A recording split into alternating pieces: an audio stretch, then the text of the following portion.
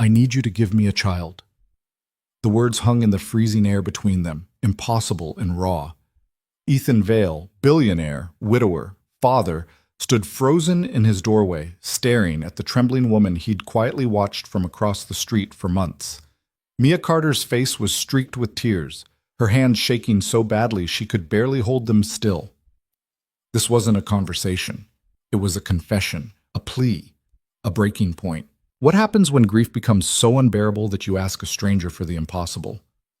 Stay until the end, comment, and tell me what city you're watching from so I can see how far this story travels. The rain had been falling for 3 days straight. Not the gentle Oregon mist that people romanticized in travel magazines, but the kind of cold, relentless downpour that turned the world gray and made everything feel heavier than it should. Ethan Vale stood at the floor-to-ceiling window of his home office, watching water sheet down the glass, distorting the view of the street below. Somewhere out there, beyond the expensive landscaping and the wrought iron gates, the rest of the world kept spinning. Board meetings, quarterly reports, investor calls that never seemed to end. None of it mattered right now. His son Lucas was asleep upstairs. 6 years old, curly brown hair, gap-toothed smile that could light up a room when he wasn't being stubborn as hell. Ethan had read him 3 books tonight instead of the usual one because the kid had looked at him with those big eyes and said, "Please, Dad? Just one more?" And Ethan, who could negotiate million-dollar deals without flinching, had caved immediately. He rubbed his face, feeling the stubble he kept forgetting to shave.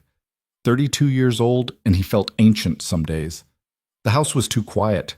It had been too quiet for 4 years now, ever since Caroline died. Cancer. Fast and brutal and unfair in every possible way. She'd been 30 when it took her, and Lucas had been too young to understand why Mommy wasn't coming home from the hospital. Ethan still didn't have good answers for that. He turned away from the window, poured himself 2 fingers of whiskey he wouldn't finish, and tried not to think about how empty the house felt despite having more square footage than any reasonable person needed. Across the street, a light was still on. Mia Carter's place. A small rental, probably built in the 70s, with paint peeling around the window frames and a roof that looked like it leaked when the rain got bad. He'd noticed her the first week he moved into this neighborhood. Noticed her because she was always moving, always working, always doing something, hauling groceries, fixing her mailbox, leaving for work before sunrise and coming home after dark. She was pretty in a way that seemed almost accidental. Dark hair usually pulled back in a messy ponytail, lean build that came from never sitting still rather than expensive gym memberships, eyes that were kind but carried something heavy behind them. Ethan had helped her a few times over the past year, jumped her car battery when it died in January, carried a broken washing machine to the curb when she couldn't lift it herself. Small things. Neighbor things. She always thanked him too much, like she wasn't used to people helping without expecting something in return. Tonight, her light flickered off around 11. Ethan finished his whiskey, well, half of it, and headed upstairs to check on Lucas one more time before bed. The kid had kicked off his blankets again, sprawled out like a starfish across his twin mattress. Ethan pulled the covers back up, kissed his forehead, and stood there longer than necessary, just watching him breathe. This was enough, he told himself. Lucas was enough. Work was enough. He didn't need anything else. The knock came 2 nights later.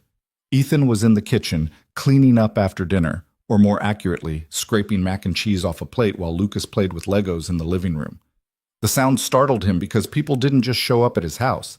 Everyone called first. Everyone scheduled. He wiped his hands on a towel, walked to the front door and checked the security camera screen mounted on the wall. Mia. She was standing on his porch, soaked through despite the awning, arms wrapped around herself like she was trying to hold something inside. Her face was... Ethan pulled the door open before he could think about it. "Mia?" She looked up at him, and that's when he saw it. The tears. The way her whole body was shaking, and not just from the cold.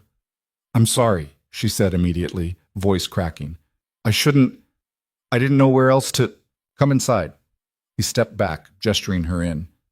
"You're freezing." She hesitated like she was about to bolt, but then another shiver ran through her and she stepped across the threshold. Water dripped from her jacket onto his marble floor. She noticed, started to apologize again, and Ethan cut her off. "Don't. Just hang on." He grabbed a towel from the half bath off the entryway, handed it to her, then walked to the living room doorway. Lucas looked up from his Lego creation, eyes curious. "Hey, buddy, I need you to keep building for a few minutes, okay? I have to talk to Miss Carter." "Is she okay?" Lucas asked, too perceptive for his own good. "She will be. Stay in here." Lucas nodded, already turning back to his blocks.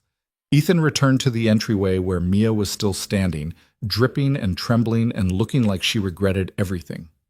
"Living room or kitchen?" Ethan asked quietly. "I can't. I should go."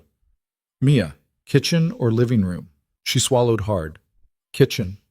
He led her there, pulled out one of the bar stools at the island, and waited until she sat before putting the kettle on. Tea seemed like the right move. He had no idea if she even liked tea, but it gave him something to do with his hands while she tried to pull herself together. For a long minute, neither of them spoke. The kettle started to hiss. "I lost them," Mia said suddenly, voice barely above a whisper. Ethan turned. "What?" "My family. My husband. My daughter." Her hands were gripping the towel so tight her knuckles were white. 3 years ago, car accident, drunk driver ran a red light. The kettle screamed. Ethan turned it off, poured hot water over a tea bag he'd dropped into a mug, and set it in front of her. She didn't touch it. "Mia, Emma was 4. Mia's voice cracked again. 4 years old. She loved dinosaurs. She had this stuffed T-Rex she carried everywhere, and she'd make up these elaborate stories about him. His name was Mr. Chomps." A broken laugh. "God, that's such a stupid name." "It's not," Ethan said quietly. "And David, my husband, he was a teacher, high school English. He'd come home every day complaining about how none of his students read the assigned books, and then he'd spend his evenings grading essays anyway because he cared so damn much." She finally looked up at Ethan, eyes red and swollen. They were everything. And then they were just gone. Ethan pulled out the stool next to her, sat down. He didn't touch her, didn't offer empty platitudes. He just waited. "I thought I could handle it," Mia continued. "I thought if I just kept working, kept moving, kept surviving, eventually it would hurt less. But it doesn't. It's been 3 years and I still wake up sometimes forgetting they're dead. I reach for David in bed and he's not there. I hear a kid laugh and I turn around expecting to see Emma." She pressed her hands against her face. "I can't do this anymore." "Can't do what?" "Be alone. Be empty. She dropped her hands, looked at him with something desperate and determined at the same time. "I want another chance." Ethan's chest tightened. "Mia, I want to be a mother again. I need to be a mother again. It's the only thing that ever made sense in my life, and losing her broke something in me that won't heal unless—" She stopped, took a shaky breath. "I don't have anyone. My parents are dead.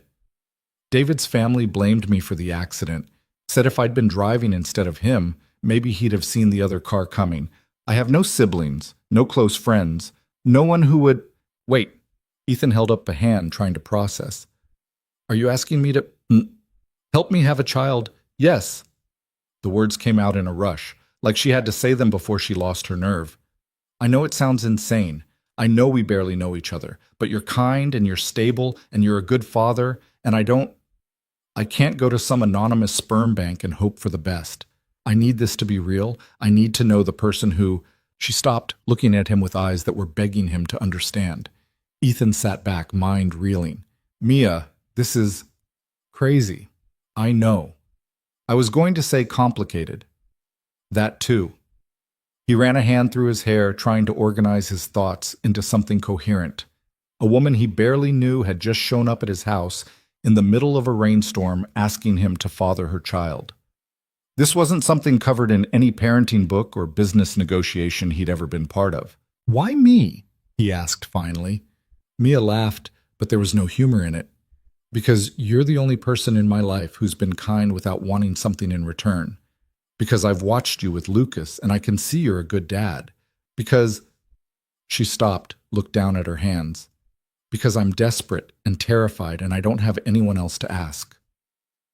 The honesty of it hit him harder than any polished pitch ever could. "I don't want your money," she added quickly. "I don't want to trap you or complicate your life, I just want a chance to be a mom again. That's all." That's all, Ethan repeated, almost laughing at the absurdity. Mia, that's not a small thing. I know. This would change everything. I know. I have Lucas to think about. My work, I'm not asking you to marry me. I'm not asking you to raise the child with me. I'm just asking for help. Please. Her voice broke on the last word. I know I have no right to ask this. I know it's selfish and probably wrong and completely unfair to you, but I don't know what else to do. I've spent 3 years trying to figure out how to keep living, and this is the only answer I've found. Ethan stood up, walked to the window over the sink, stared out at the rain.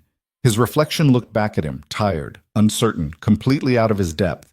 Behind him, he heard Mia start to cry again. Quiet, broken sobs that she was trying to muffle. He thought about Caroline, about the plans they'd made for a big family, about how Lucas still asked sometimes when he was getting a brother or sister, about the emptiness that had settled into every corner of this too big house. He thought about loneliness, about grief, about what it meant to keep surviving versus actually living. I need time, he said, not turning around. This isn't a decision I can make right now. I understand. Mia's voice was steadier now. I'm sorry for dumping this on you.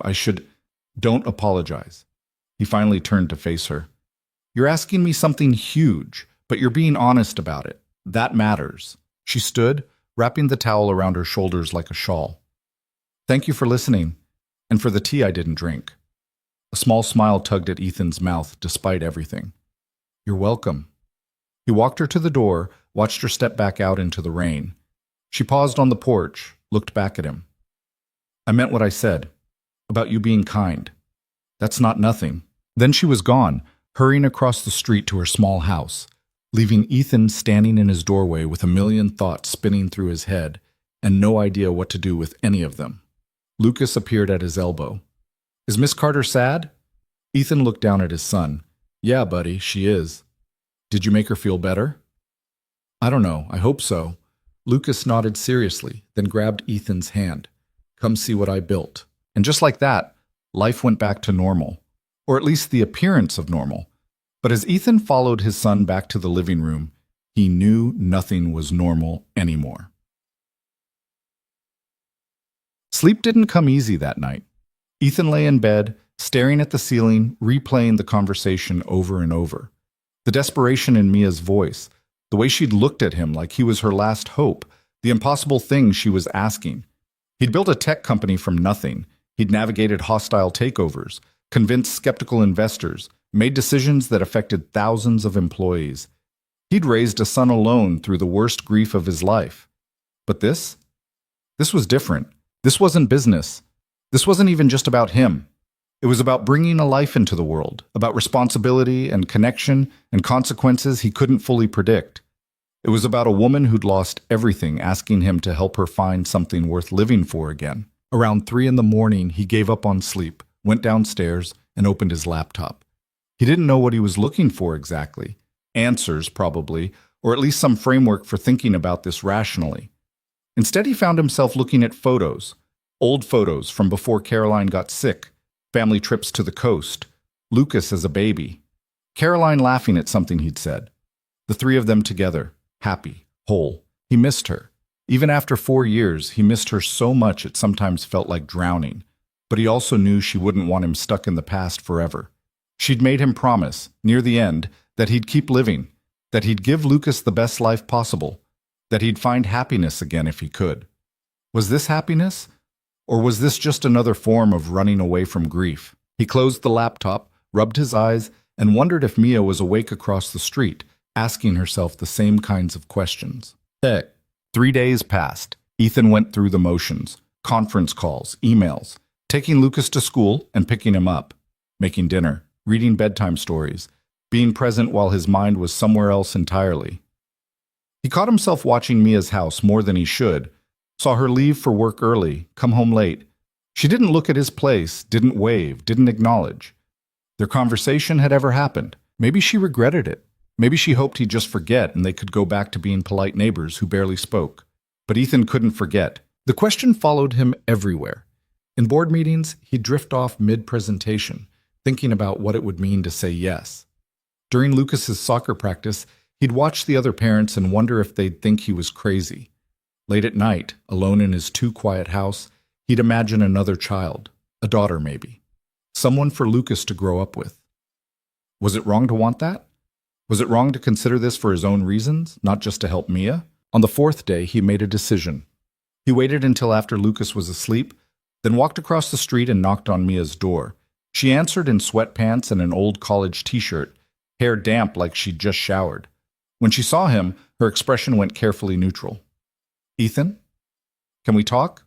She hesitated, then stepped aside. "Yeah, come in." Her house was small but tidy. Minimal furniture, nothing on the walls. It looked like a place someone lived out of necessity rather than choice. Like she was still waiting for permission to make it feel like home. They sat on her worn couch, and Ethan noticed she kept distance between them. "I've been thinking," he started. "I'm sorry. Let me finish." He took a breath. "What you asked me, it's huge. It's complicated. It's probably the most insane thing anyone's ever asked me." Mia nodded, looking down at her hands. "But I understand it," Ethan continued. "The grief, the loneliness, the feeling like something's missing that you'll never get back." He paused. "I lost my wife 4 years ago, cancer, and I've spent every day since trying to figure out how to be enough for Lucas while feeling like part of me died with her." Mia looked up, eyes shining. "I didn't know. I'm so sorry." "Don't be. I'm telling you because I get it.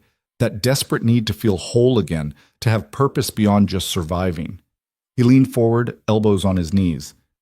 "So here's what I'm thinking. I can't promise you this will work. I can't promise it won't get messy or complicated or difficult, but if you're serious about this, if you really want to do this, then I'll help you." The hope that flooded her face was almost painful to see. "You mean it?" "I mean it. But we do this right. We talk to doctors, we figure out the logistics, we make sure we're both clear on what this means going forward, and we're honest with each other about everything." "Yes, absolutely. Whatever you need." Ethan nodded slowly. "Okay then." Mia let out a breath that sounded like it had been trapped in her chest for years. "Thank you. God, thank you. You have no idea what this means. I think I do." He offered a small smile. "We're both looking for something we lost. Maybe we can help each other find it." She wiped at her eyes, laughing a little through the tears. "This is crazy." "Completely. But you're really doing this?" "I'm really doing this." They sat there in her small living room, two broken people making an impossible agreement, and for the first time in longer than Ethan could remember, the silence didn't feel quite so heavy. The next week moved in a blur. They met twice more at his place, always after Lucas was asleep, to talk through details that felt both clinical and surreal. Medical considerations, financial arrangements that Mia kept trying to refuse until Ethan pointed out that prenatal care wasn't cheap and he had more money than he'd ever need. What they'd tell people, though they agreed to keep it quiet for now, at least until they knew if it would even work. Mia insisted on contributing something, even though her salary from the clerical job barely covered rent. She'd taken on extra freelance work, data entry at night, determined not to be completely dependent on him. Ethan found it both admirable and frustrating. Pride was fine, but she was already exhausted. "You're going to burn yourself out," he told her one evening, watching her fight off yawns. "I'll be fine." "When's the last time you slept more than 5 hours?" "I don't know." "When's the last time you did?" Fair point. They'd started having dinner together a few times a week. Nothing fancy, just easier than eating alone. Mia would bring over groceries and cook, while Ethan helped Lucas with homework. It felt domestic in a way that should have been awkward, but somehow wasn't. Lucas liked her. That surprised Ethan at first, because his son was usually shy around new people, but Mia had a way of talking to kids that didn't feel forced or condescending. She listened when Lucas rambled about dinosaurs or complained about his teacher. She asked real questions and seemed genuinely interested in the answers.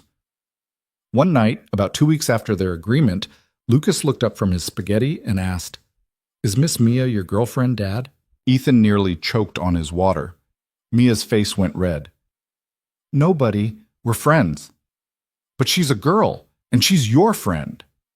"That's not— Look, it's complicated." Lucas scrunched up his face, clearly not satisfied with that answer, but he went back to eating. Mia caught Ethan's eye across the table, and they both had to look away to keep from laughing. Later, after Lucas was in bed, they sat on the porch. It had finally stopped raining, and the air smelled clean and sharp. "He's a good kid," Mia said quietly. "Most of the time." Ethan smiled. "He has his moments. You're doing a good job with him." "I'm trying. Some days I have no idea what I'm doing." "That's parenting, from what I remember." Her voice went softer. "Emma used to ask me questions I had no answers for, like why the sky was blue or where dreams came from. I'd just make something up and hope it sounded convincing. Did it work? Usually, kids are forgiving that way." They sat in comfortable silence for a while. Ethan noticed how Mia had relaxed around him over the past couple weeks. She smiled more, laughed occasionally, still carried that sadness, but it wasn't the only thing in her eyes anymore. "Are you scared?" he asked. "Terrified." "Me too." She looked at him. "But you're still doing this." "So are you." "Yeah." She pulled her knees up to her chest. "I guess we're both crazy. Or brave. Or desperate. Maybe all three." Mia laughed, and it was a real laugh this time, not the broken sound from that first night. "This is the weirdest thing I've ever done." "Same. But it feels right. Is that strange?" Ethan thought about it, about how natural it had started to feel, having her here, how Lucas had adjusted without question, how the house felt less empty with her cooking in the kitchen or curled up on the other end of the couch. "No," he said finally. "It doesn't feel strange at all." The appointment was scheduled for the following Tuesday, a fertility clinic in Portland, about 2 hours north. Ethan had called ahead, explained the situation in the vaguest possible terms, and was assured they could help. The doctor they'd be seeing specialized in IUI, intrauterine insemination, which seemed less invasive than IVF and had decent success rates. Numbers, statistics, medical terminology. It all felt very clinical and removed from the emotional reality of what they were doing. Mia was quiet on the drive up. She stared out the window at the passing landscape, fingers twisting together in her lap. "You can change your mind," Ethan said. "No judgment if you do." "I'm not changing my mind, I'm just processing." "Okay. Are you changing yours?" "No." She nodded, seemed to relax slightly. "I keep thinking about what happens if it works. What kind of mother I'll be this time. If I've learned anything from losing Emma, or if I'll just make all the same mistakes." "You won't." "How do you know?" "Because you're thinking about it. That's half the battle." The clinic was modern and sterile, all white walls and neutral tones designed to be calming, but somehow achieving the opposite effect. They checked in, filled out paperwork, and waited in a consultation room that smelled like antiseptic and something floral. Dr. Sarah Chen was in her 40s, professional but warm, and she didn't blink at their unconventional arrangement. "I've worked with all kinds of families," she said, settling into her chair. "What matters is that you're both consenting adults with a clear understanding of what you're pursuing." She walked them through the process: medical history, fertility testing, timing, success rates. It was a lot of information delivered quickly, and Ethan watched Mia try to absorb it all while looking increasingly overwhelmed. "How long does it usually take?" Mia asked. Dr. Chen gave her a kind smile. "That varies widely. Some people get pregnant on the first try. Others need several cycles. There's no way to predict with certainty. But it's possible?" "Absolutely possible." They scheduled the necessary tests: blood work for Mia, sample collection for Ethan, follicle monitoring to track Mia's ovulation. It felt surreal, reducing something as significant as creating life down to appointments and procedures. On the drive home, Mia was even quieter than before. "Talk to me," Ethan said. "I'm scared it won't work." "It might not right away. And if it doesn't work at all, then we tried. That's more than most people do." She looked at him. "You're very calm about this." "I'm good at pretending." That got a small smile out of her. "Me too." They drove in silence for a while longer before Mia spoke again. "Thank you for doing this. I know I keep saying it, but I mean it. You didn't have to agree. You had every reason to tell me no."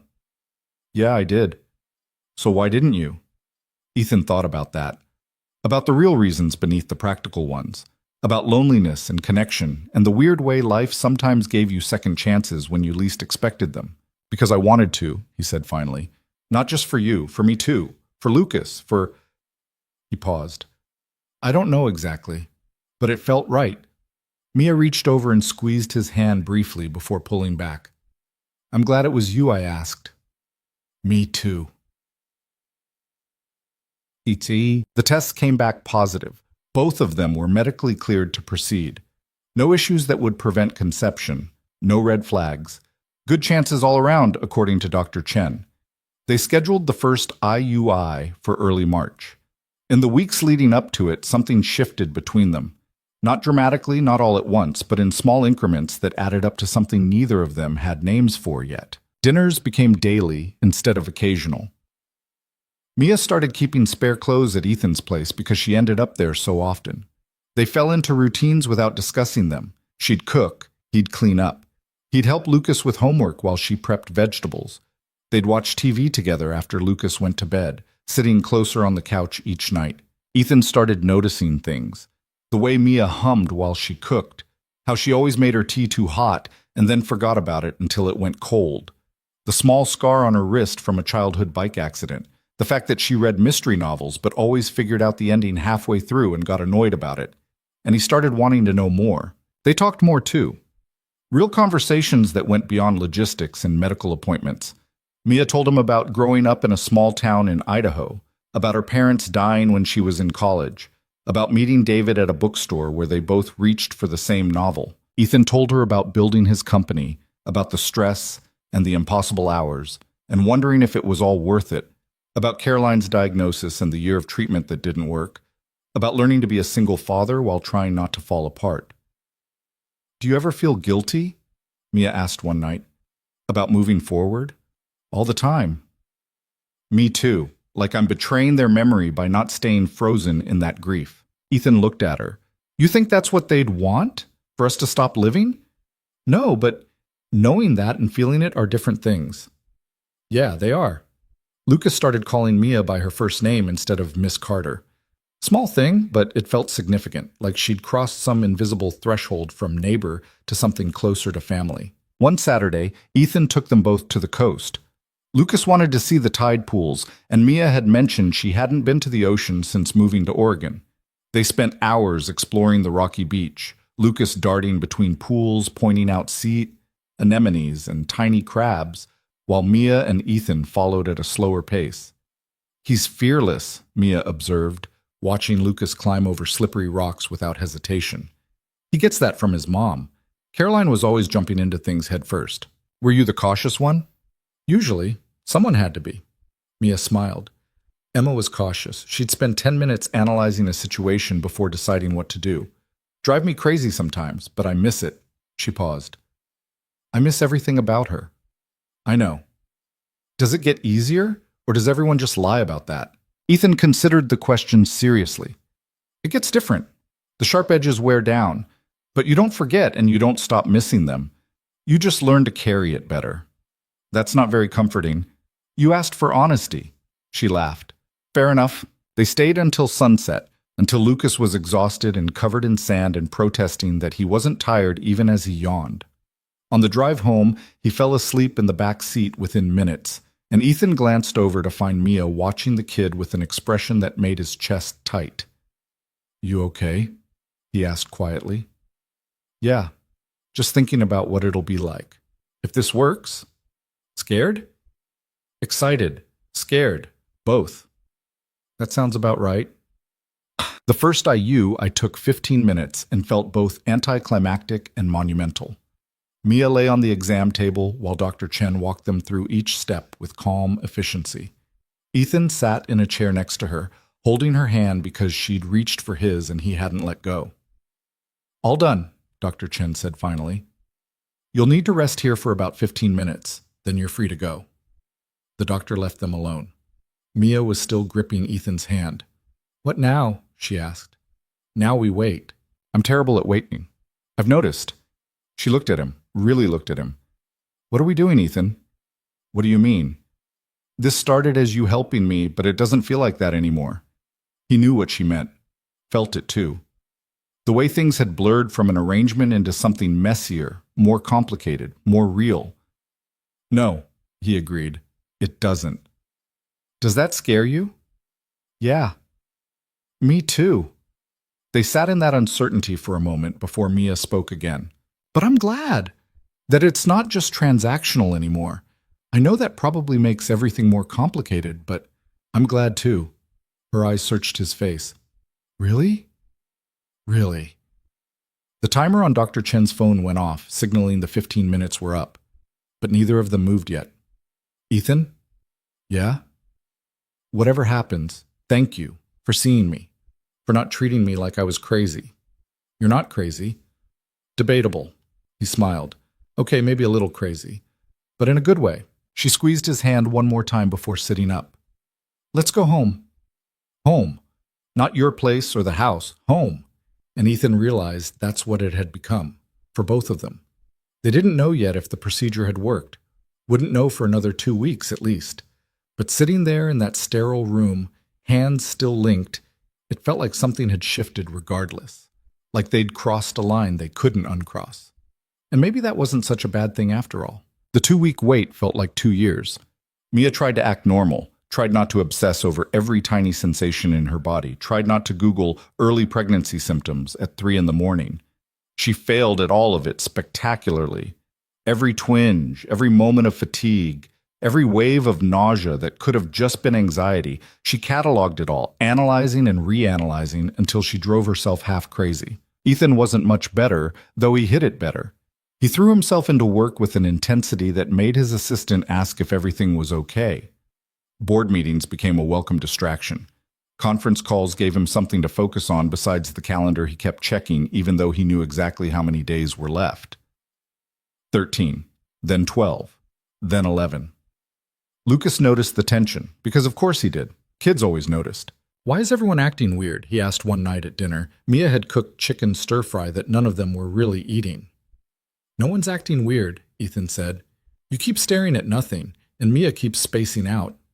Mia blinked, realized she'd been pushing rice around her plate for the past 5 minutes. Sorry, buddy, just tired.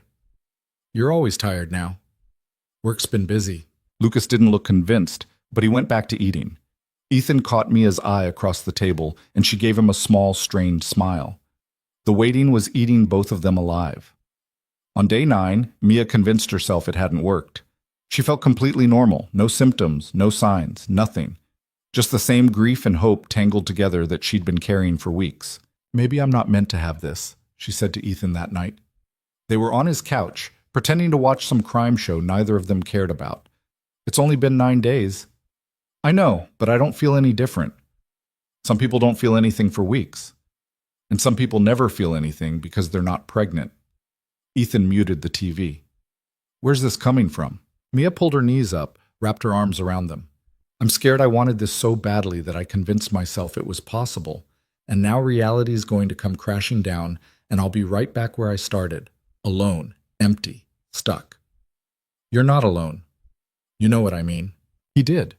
He knew exactly what she meant because he'd felt the same way after Caroline died.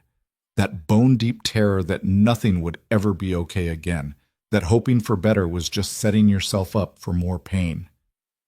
Come here, he said quietly. Mia hesitated, then shifted across the couch until she was close enough that Ethan could pull her into his side. She leaned into him, and he felt how tense she was, every muscle tight with anxiety. Whatever happens, he said, we deal with it. Together. Okay? Okay. They sat like that for a long time, Mia gradually relaxing against him, while some detective on TV solved a murder they weren't watching. It should have felt weird, this physical closeness with someone who'd started as basically a stranger. But it didn't. It felt right in a way Ethan had stopped believing things could feel right. Ethan? Yeah? Thank you for not giving up on this. On me. I'm not going to. You say that now. I mean it. She tilted her head to look up at him. Why? You could have walked away a dozen times. This is messy and complicated and probably insane. Yeah, it is. So why are you still here? The honest answer lodged in his throat. Because somewhere between that first desperate conversation and now, this had stopped being just about helping her. It had become about him, too. About Lucas. About the possibility of building something real out of all this broken grief they'd both been carrying. But saying that out loud felt too big, too soon, too much. Because I want to be, he said instead. It was true, even if it wasn't the whole truth. Mia studied his face for a long moment, then nodded and settled back against him. Good. Day 14 finally arrived. Mia was supposed to take a home pregnancy test first thing in the morning. Then they'd go to the clinic for blood work to confirm. She'd bought 3 different brands of tests, then bought 3 more because apparently that's what anxiety looked like. 9 pregnancy tests lined up on her bathroom counter like tiny soldiers. She texted Ethan at 6 a.m. Can't do this alone. Can you come over? He was there in 5 minutes, still in sweatpants and a t-shirt, hair sticking up in 3 directions. Lucas was still asleep, and Ethan had left a note on the kitchen counter in case he woke up. Mia let him in without a word, and they stood in her tiny bathroom staring at the tests. 9? Ethan asked. Shut up. I didn't say anything. You were thinking it. He was, but he kept his mouth shut and picked up one of the boxes. Which one do you want to use first? I don't know. Does it matter? Probably not. Mia grabbed one at random, tore it open with shaking hands. Okay, I'm doing this. Want me to leave? No, just turn around. Ethan faced the door while Mia did what needed to be done. He heard the rustle of packaging, the sound of her breathing too fast, then finally her voice. Okay, it's done. 3 minutes. He turned back around. Mia had set the test on the counter and was now pacing the small space like a caged animal. 2 steps one way, pivot, 2 steps back. You're going to wear a hole in the floor, Ethan said. I can't stand still. Okay. What if it's negative? Then we try again. What if I can't handle trying again? You can. You don't know that. Yeah, I do. She stopped pacing, looked at him with eyes that were too bright. I don't know if I'm strong enough for this. Ethan crossed the small space between them, took her shoulders gently. You are. You've survived worse. You'll survive this too, whatever it says. But I want it so badly. I know.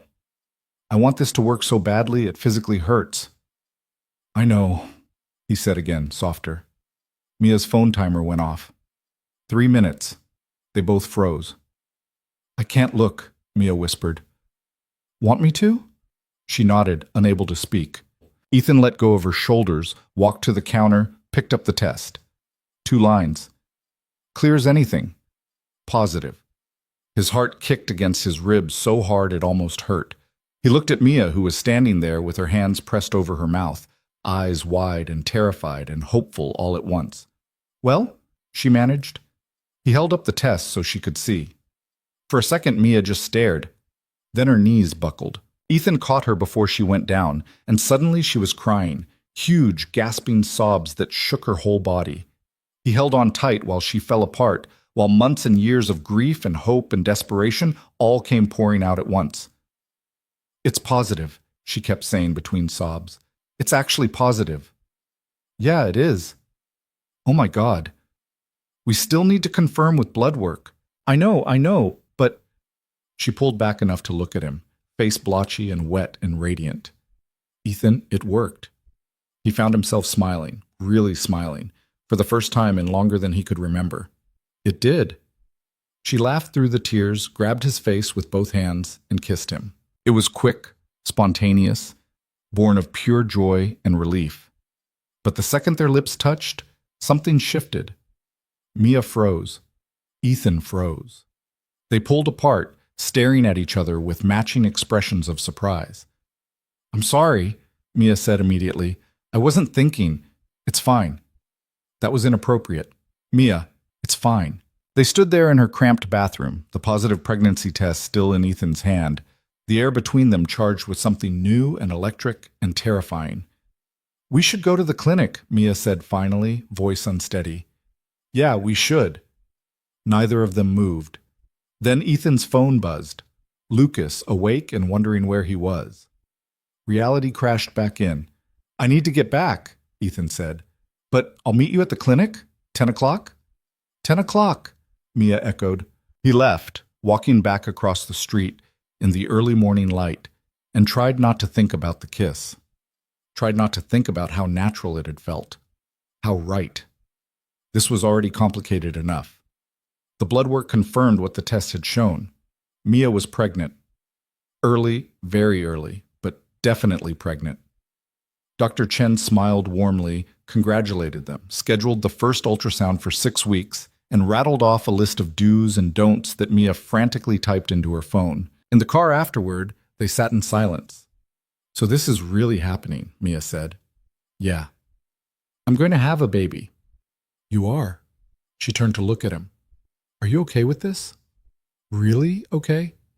Ethan thought about it, about what this meant going forward, about the life they'd just created together, the responsibility, the uncertainty of how this would all unfold. "Yeah," he said honestly, "I am. Even though everything's about to get way more complicated, especially because of that." Mia laughed, but it was shaky. "You're weird. You asked a near stranger to father your child. You don't get to call me weird." "Fair point." They drove back toward Eugene, and Ethan noticed Mia kept touching her stomach. Just small, unconscious gestures, like she was trying to confirm it was real. "When are you going to tell Lucas?"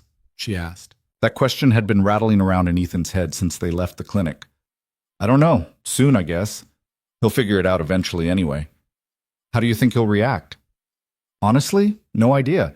He's been asking for a sibling for years, but I don't know if he understood what that actually meant." "Is he going to be okay with me being pregnant?" Ethan glanced at her. "Why wouldn't he be? Because I'm not his mom. Because this might feel like I'm trying to replace her or something.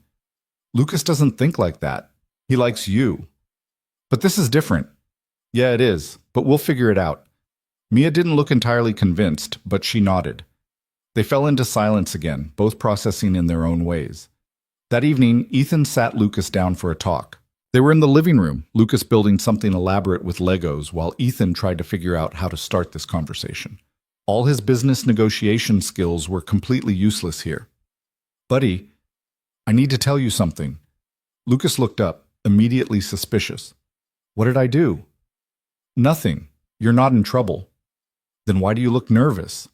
Ethan almost laughed. "Because this is important, and I want to tell you the right way." "Okay." Lucas set down the Lego piece he'd been holding, giving Ethan his full attention. 6 years old and already reading people better than most adults. "You know how you've been asking for a brother or sister?" Lucas's eyes went huge. "Are you and Mia getting married?"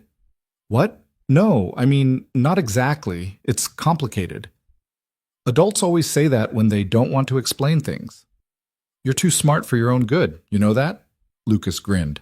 "Mom used to say that." The mention of Caroline made Ethan's chest tight, but in a good way. She'd be okay with this, he thought. She'd probably think it was insane, but she'd be okay with it.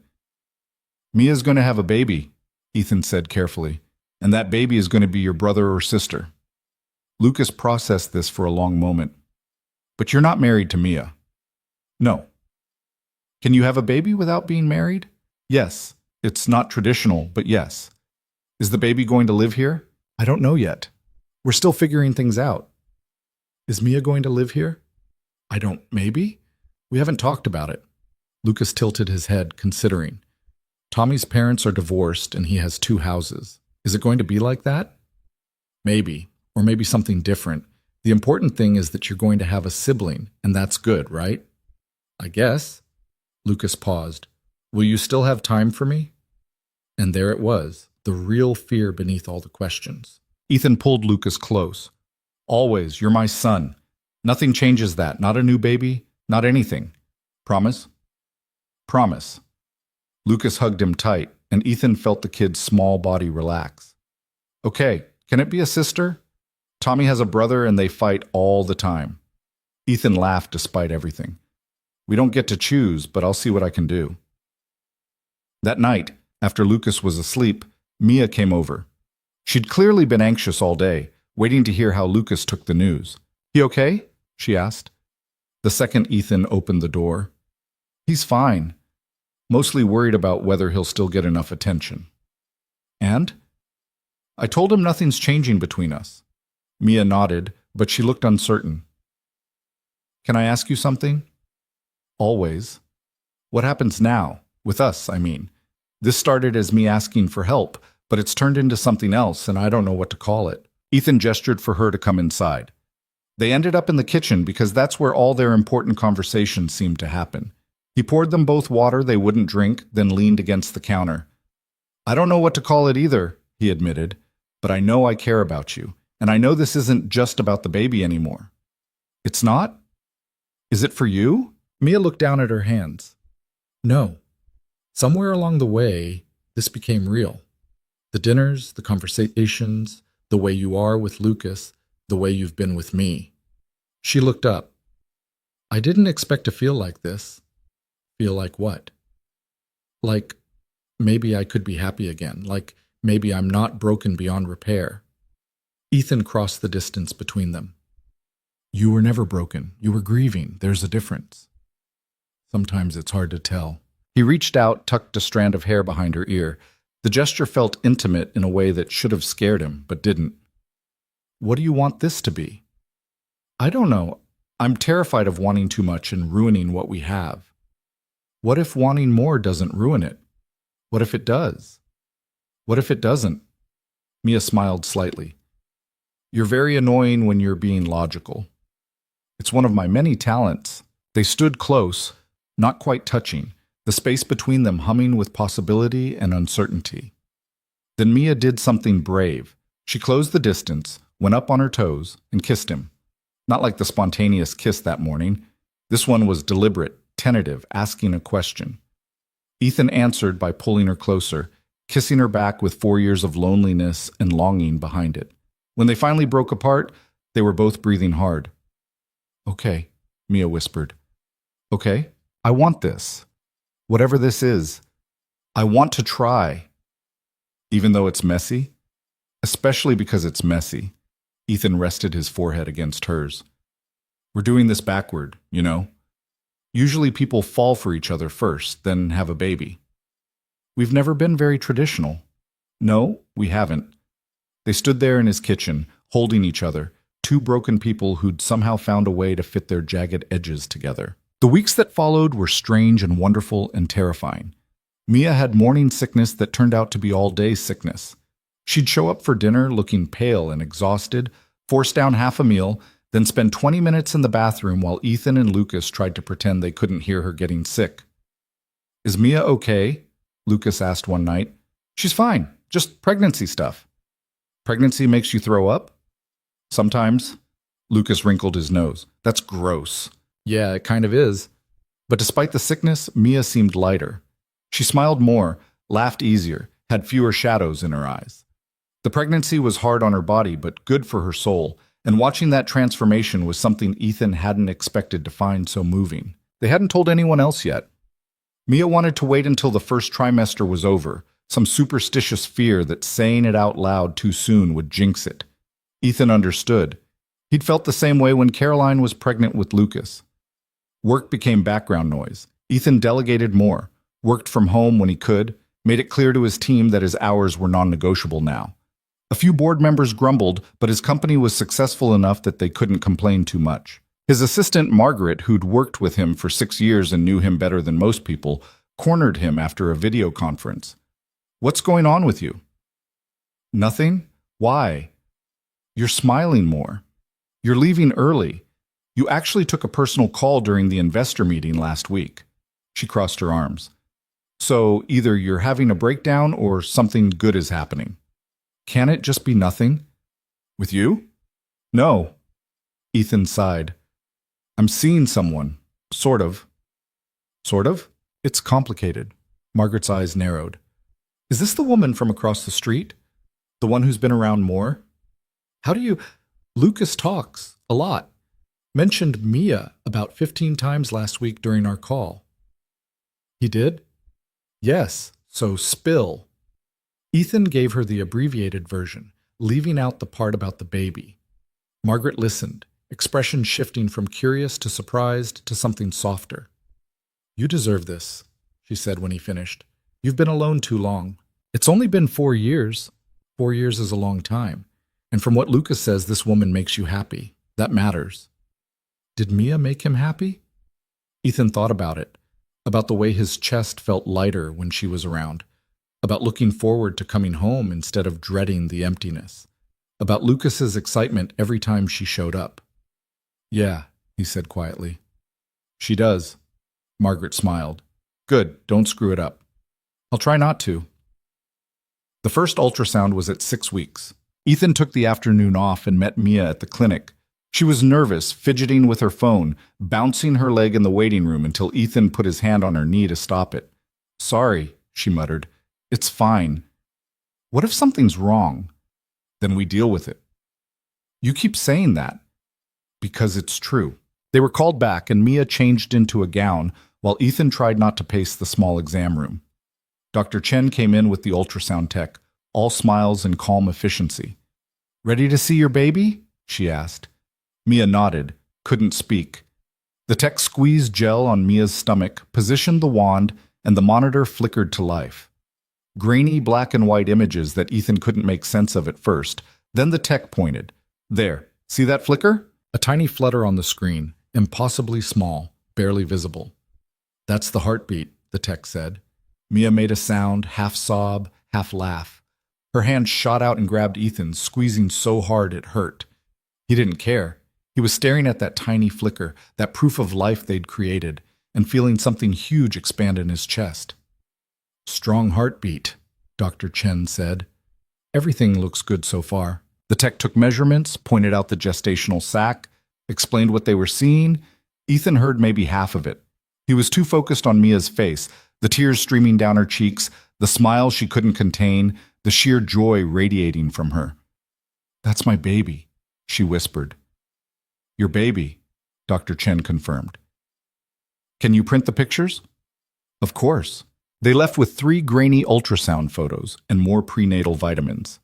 In the car, Mia stared at the pictures like they might disappear. I can't believe it's real, she said. It's real. I have a baby. Inside me, right now, growing. Ethan smiled. Yes, that's generally how pregnancy works. She swatted his arm but couldn't stop smiling. Don't be a smartass, let me be amazed. Fair enough? That night they showed Lucas the ultrasound photo. He squinted at it, clearly trying to figure out what he was looking at. It doesn't look like a baby. That's because it's really small right now, Mia explained. About the size of a sweet pea. That's tiny. It'll get bigger. Lucas studied the photo more, then looked up at Mia with those serious eyes that made him seem older than 6. Are you going to be okay? You're sick a lot. I'm okay. The sickness is normal. Promise? Promise. He seemed satisfied with that, went back to examining the photo. Can I keep this? To show my friends? Mia glanced at Ethan, who shrugged. Sure, buddy. We have extras. Lucas carefully took the photo, held it like it was precious. I'm going to tell everyone I'm going to be a big brother. After Lucas went to bed, Ethan and Mia sat on the porch. The night was cool but not cold.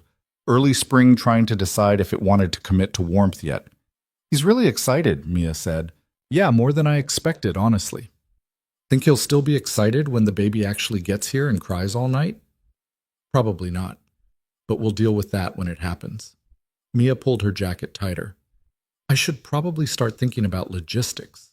Where the baby's going to sleep, what I need to buy, how I'm going to afford childcare when I go back to work. Or, Ethan said carefully, you could move in here. Mia went very still. What? You're here most nights anyway. Lucas is attached to you. It would make things easier, especially once the baby comes. He paused. Unless you don't want to. That's a big step. Yeah, it is. Are you sure? I wouldn't offer if I wasn't. Mia looked at him in the dim porch light. What are we doing, Ethan? Really? Because this started as you helping me have a baby, but now you're asking me to move in, and we're whatever we are, and I need to know what you're thinking. Ethan took a breath. Time for honesty, even if it was scary. I'm thinking that somewhere along the way I fell for you. I'm thinking Lucas is happier when you're around, and so am I. I'm thinking this baby deserves to have both of us present, not split between 2 houses. He met her eyes. I'm thinking I want this to be real. All of it. Like a family? Yeah, like a family. Mia was quiet for a long time. Then, I'm scared. Of what? Of wanting this too much. Of building something and then losing it again. I don't think I could survive that twice. You won't have to. You can't promise that. No, I can't. But I can promise I'm not going anywhere. I can promise I'll show up every day and try my hardest to make this work. He reached for her hand. That's all any of us can promise. She laced her fingers through his. Okay. Okay? I'll move in. We'll try this. All of it. Relief flooded through him. Yeah? Yeah, but if you get sick of me throwing up every morning, you can't take it back. He laughed. Deal. They sat there holding hands, looking out at the quiet street, two people who'd been drowning separately and somehow found a way to keep each other afloat. It wasn't perfect. It wasn't simple. But it was real. And that was enough. Mia moved in the following week. She didn't have much. A decade of living on poverty wages meant most of her possessions fit in Ethan's SUV in 2 trips. He gave her the guest room to set up however she wanted, but she ended up spending most nights in his bed anyway, curled into his side like she was afraid he'd disappear if she let go. Lucas adjusted faster than expected. He helped Mia unpack, appointed himself official tour guide of the house, and started calling her Mia instead of Miss Mia, which felt significant somehow. Life settled into a new rhythm. Mornings were chaos. Mia sick in the bathroom, Ethan trying to get Lucas ready for school, everyone running late. Evenings were better. Dinner together, homework at the kitchen table, Mia reading to Lucas before bed while Ethan cleaned up. It felt like family, not the family Ethan had before, not the family Mia had lost, but something new, built from broken pieces that somehow fit together. And for the first time in years, the future didn't feel like something to survive. It felt like something to look forward to. The 2 weeks that followed felt like the longest stretch of time Ethan had ever experienced, and he'd lived through quarterly earnings reports that seemed to last forever. Every day crawled by with an excruciating slowness that no amount of work or distraction could fix. Mia was worse. She checked symptoms obsessively on her phone, analyzed every tiny change in how she felt, convinced herself it had worked, and then that it hadn't about 17 times a day. I think I felt something, she said one evening, hand pressed to her stomach. Ethan looked up from where he was loading the dishwasher. It's been 6 days. You wouldn't feel anything yet. You don't know that. Mia, biology doesn't work that fast. She glared at him, but there was no real heat in it. Let me have this. Have what? Phantom symptoms? Hope. Let me have hope. He dried his hands on a towel, walked over to where she sat at the kitchen island. You can have hope without driving yourself crazy, analyzing every twinge. I'm not driving myself crazy?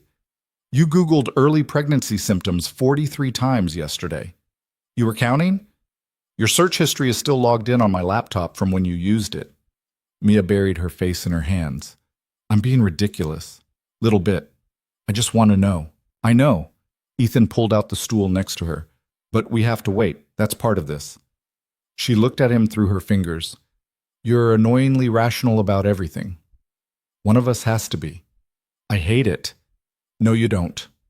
She dropped her hands, managed a small smile. No, I don't. Lucas wandered in from the living room, carrying a drawing he'd been working on for the past hour. He held it up proudly, a crayon rendering of what appeared to be 3 stick figures and a dog, though the proportions were wildly off. Who's this? Ethan asked, pointing to the tallest figure. That's you, and that's me, and that's Mia. Lucas pointed to each in turn. And that's the dog we're going to get. We're not getting a dog. But Dad, we've talked about this. Dogs are a lot of work. Lucas's face fell in that devastating way only 6-year-olds could manage. Mia intervened before the kid could really get going. What kind of dog? She asked. A big one, like a lab or something. They're good with kids. They are, Mia agreed. But your dad's right. They need a lot of attention. We could give it attention. We're home all the time now. Lucas looked between them with those big eyes that Ethan had never learned to resist properly. We'll think about it, Ethan said, knowing he was caving and unable to stop himself. Really? Maybe, someday. Don't hold your breath. Lucas grinned like he'd won a major victory and ran back to the living room. Mia was fighting a smile. "You're so easy," she said. "Shut up. He played you like a violin. He gets that from his mother, too. Caroline could convince me of anything if she tried hard enough." Mia's expression softened. She must have been something. She was. Ethan looked at the drawing Lucas had left on the counter. 3 stick figures. A family. "But so are you." The words came out before he could think about them, honest and unfiltered. Mia went still, looking at him with an expression he couldn't quite read. "Ethan, I mean it. You're—" He stopped, trying to find the right words. "You're brave. And kind. And stubborn as hell when you want something. And I'm glad you knocked on my door that night. Even though I asked you for something insane, especially because of that." They held each other's gaze for a long moment, something unspoken hanging between them. Then Mia looked away, tucking hair behind her ear in a nervous gesture he'd come to recognize. "This is getting complicated," she said quietly. "Yeah. I don't know what we're doing anymore." "Me neither." "Does that scare you?" Ethan thought about it, really thought about it. About how she'd become part of his daily routine, how Lucas lit up when she walked in the door, how the house felt wrong on the rare evenings she wasn't there. "Not as much as it probably should," he admitted. Mia nodded slowly, processing that. "We should probably talk about it." "Probably. But not right now." "No, not right now. Because right now they were still in limbo, waiting to see if the procedure had worked, if this whole crazy thing they'd started had actually resulted in what they'd hoped for. Adding relationship definitions on top of that felt like tempting fate. So they didn't talk about it. They just kept existing in the space they'd created, somewhere between arrangement and something else entirely. The pregnancy test was scheduled for day 14. Dr. Chen had been clear that testing earlier would likely give false results, so they had to wait the full 2 weeks no matter how much Mia wanted to cheat and buy a drugstore test. "The clinic test is more accurate," Ethan reminded her for the 5th time. "I know. So wait. I am waiting. I'm just complaining about it. Loudly. Would you prefer I complain quietly? I'd prefer you didn't make yourself sick with anxiety." Mia sighed, slumping back against the couch. They were watching some cooking competition show that neither of them were really paying attention to. Lucas had gone to bed an hour ago, and the house had settled into that comfortable quiet that Ethan had come to associate with these evenings. "What happens if it didn't work?" Mia asked. "Then we try again." "And if that doesn't work?" "We try again." "Ethan, I'm serious. We didn't go into this thinking it would be one and done. Dr. Chen said it could take several cycles." "I know what she said, but what if it never works? What if I can't—" Her voice caught. "What if I'm not supposed to be a mother again?" Ethan turned to face her fully. "That's not how this works. Biology doesn't care about what you're supposed to do. Sometimes things take time, that's all." "You don't know that." "No. But I know giving up after one try is guaranteed to fail." She looked at him, eyes shining with unshed tears. "When did you become an optimist?" "I'm not. I'm a realist. And realistically, we have options if this doesn't work. We're not out of moves yet." Mia wiped at her eyes, laughing a little. "I'm a mess. You're human. Same thing." He reached over and took her hand without thinking about it, and she laced her fingers through his like it was the most natural thing in the world. They sat like that while the TV played, connected and quiet, and waiting for answers neither of them could control. Day 14 arrived with clear skies and a level of tension that made the air feel heavy. Ethan drove them to Portland again. Mia silent and pale in the passenger seat. She'd barely slept the night before. He knew because he'd heard her moving around the house at 3 in the morning when he got up to check on Lucas. "Whatever it is, we'll deal with it," he said. "I know." "Do you?" "I'm trying to." The clinic was busy, people in the waiting room at various stages of their own fertility journeys. Ethan watched Mia watch a heavily pregnant woman walk by, saw the longing and fear flicker across her face in equal measure. They called her back, drew blood, told them results would take a few hours. "We can wait here or come back," the nurse said. Mia looked at Ethan. He could see she couldn't handle sitting in that waiting room for hours, surrounded by hope and desperation in equal measure. "We'll come back," he said. They drove into downtown Portland, found a coffee shop that wasn't too crowded. Mia ordered tea she wouldn't drink. Ethan got coffee he didn't want. They sat by the window and pretended to be normal people having a normal day. "Tell me something," Mia said suddenly. "Like what?" "Anything. I need to think about something other than this." Ethan considered. "Lucas wants a dog." "I know. He told me yesterday. Very elaborate plans involving a lab named Captain." "Captain?" "After Captain America, obviously." That got a real smile out of Ethan. "Of course. Are you going to get him one?" "Maybe. Eventually. When I'm ready to deal with puppy training and destroyed furniture." "So never?" "Probably never." They fell quiet again. Outside, people walked by bundled in coats, living their lives, having no idea that Ethan and Mia were sitting in this coffee shop waiting to find out if they'd created a life together. "I keep thinking about names," Mia said quietly. "Yeah? I know it's premature. I know I shouldn't get ahead of myself, but I can't help it." "What names?" She looked embarrassed. "If it's a girl, I was thinking about Rose, or maybe Claire.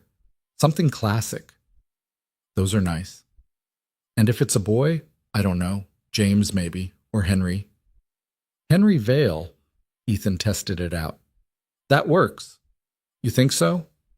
"I think we're getting way ahead of ourselves." "I know. But it helps. Thinking about the future. The good version." Ethan understood that. Hope as a coping mechanism. Future casting to avoid sitting with present uncertainty. "Rose Carter," he said. "That's good too." Mia's eyes went wide. "Carter?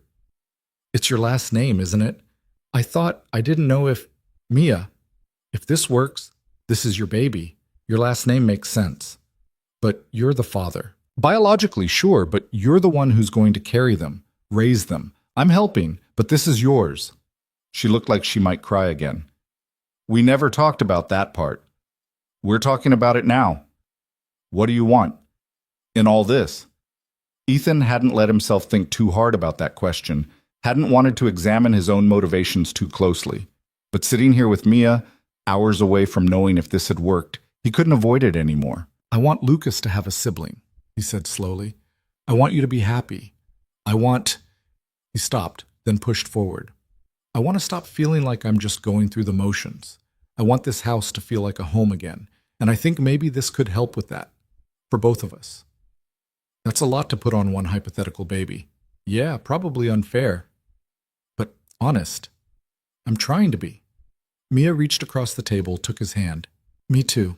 They stayed there until it was time to go back to the clinic, fingers intertwined, two people hoping for something they couldn't guarantee. The nurse called them back to a consultation room. Dr. Chen came in a few minutes later with a tablet and an expression that gave nothing away. Ethan felt Mia tense next to him. "So," Dr. Chen said, sitting down, "we have your results." "And?" Mia's voice was barely a whisper. Dr. Chen smiled. "Congratulations. You're pregnant." The world tilted sideways for a second. Ethan heard Mia make a sound, half sob, half laugh. And then she was crying for real, hands covering her face as her whole body shook. "We'll want to monitor levels over the next few weeks to make sure everything is progressing normally," Dr. Chen continued. "But your HCG numbers look good. Very good, actually." Ethan couldn't speak, couldn't process, just sat there while Mia cried and the doctor talked about next steps and follow-up appointments and all the practical details that suddenly mattered in a completely different way. It had worked. They'd actually done it. "Thank you," Mia was saying through her tears. "Thank you so much." Dr. Chen handed her tissues, gave them both time to process. Eventually, they made it through the necessary scheduling and information, then found themselves back in Ethan's car, sitting in the parking lot. Mia hadn't stopped crying. "Hey," Ethan said softly. "You okay?" "I'm pregnant." "Yeah. We did it. We did." She turned to look at him, face blotchy and eyes red and smiling so wide it looked like it hurt. "Ethan, we actually did it." And then she was hugging him, arms around his neck, and Ethan hugged her back, feeling her shake with emotion against him. "Thank you," she whispered. I don't know how to ever thank you enough. You don't have to thank me. Yes, I do. You gave me this. You gave me hope when I didn't think I had any left. Ethan pulled back enough to look at her face. We did this together. I know, but still. She wiped at her eyes. I'm going to be a mom again. You are. I'm terrified. Good. Means you'll pay attention. That made her laugh, and Ethan started the car, began the drive home. Mia kept her hand on her stomach the whole way, like she was protecting something precious. Which she was, he supposed. They didn't talk much on the drive. What was there to say that they hadn't already said? Everything had changed in that consultation room, shifted from hypothetical to real in the span of a single sentence. Mia was pregnant. With his child. The weight of that didn't fully hit Ethan until they pulled into his driveway and he saw Lucas's face in the front window waiting for them to get home. We should tell him, Mia said, following his gaze. You sure? He's going to be a big brother. He should know. Okay, but maybe simple. He's 6. I can do simple. They went inside to find Lucas playing with his Legos, but clearly distracted. He jumped up when they walked in. Did it work? He asked. Ethan blinked. How do you... I heard you talking to Mia about babies. I'm not stupid, Dad. We never said you were. Lucas looked between them expectantly. So? Did it work? Mia crouched down to his level. It did. I'm going to have a baby. So I'm getting a brother or sister?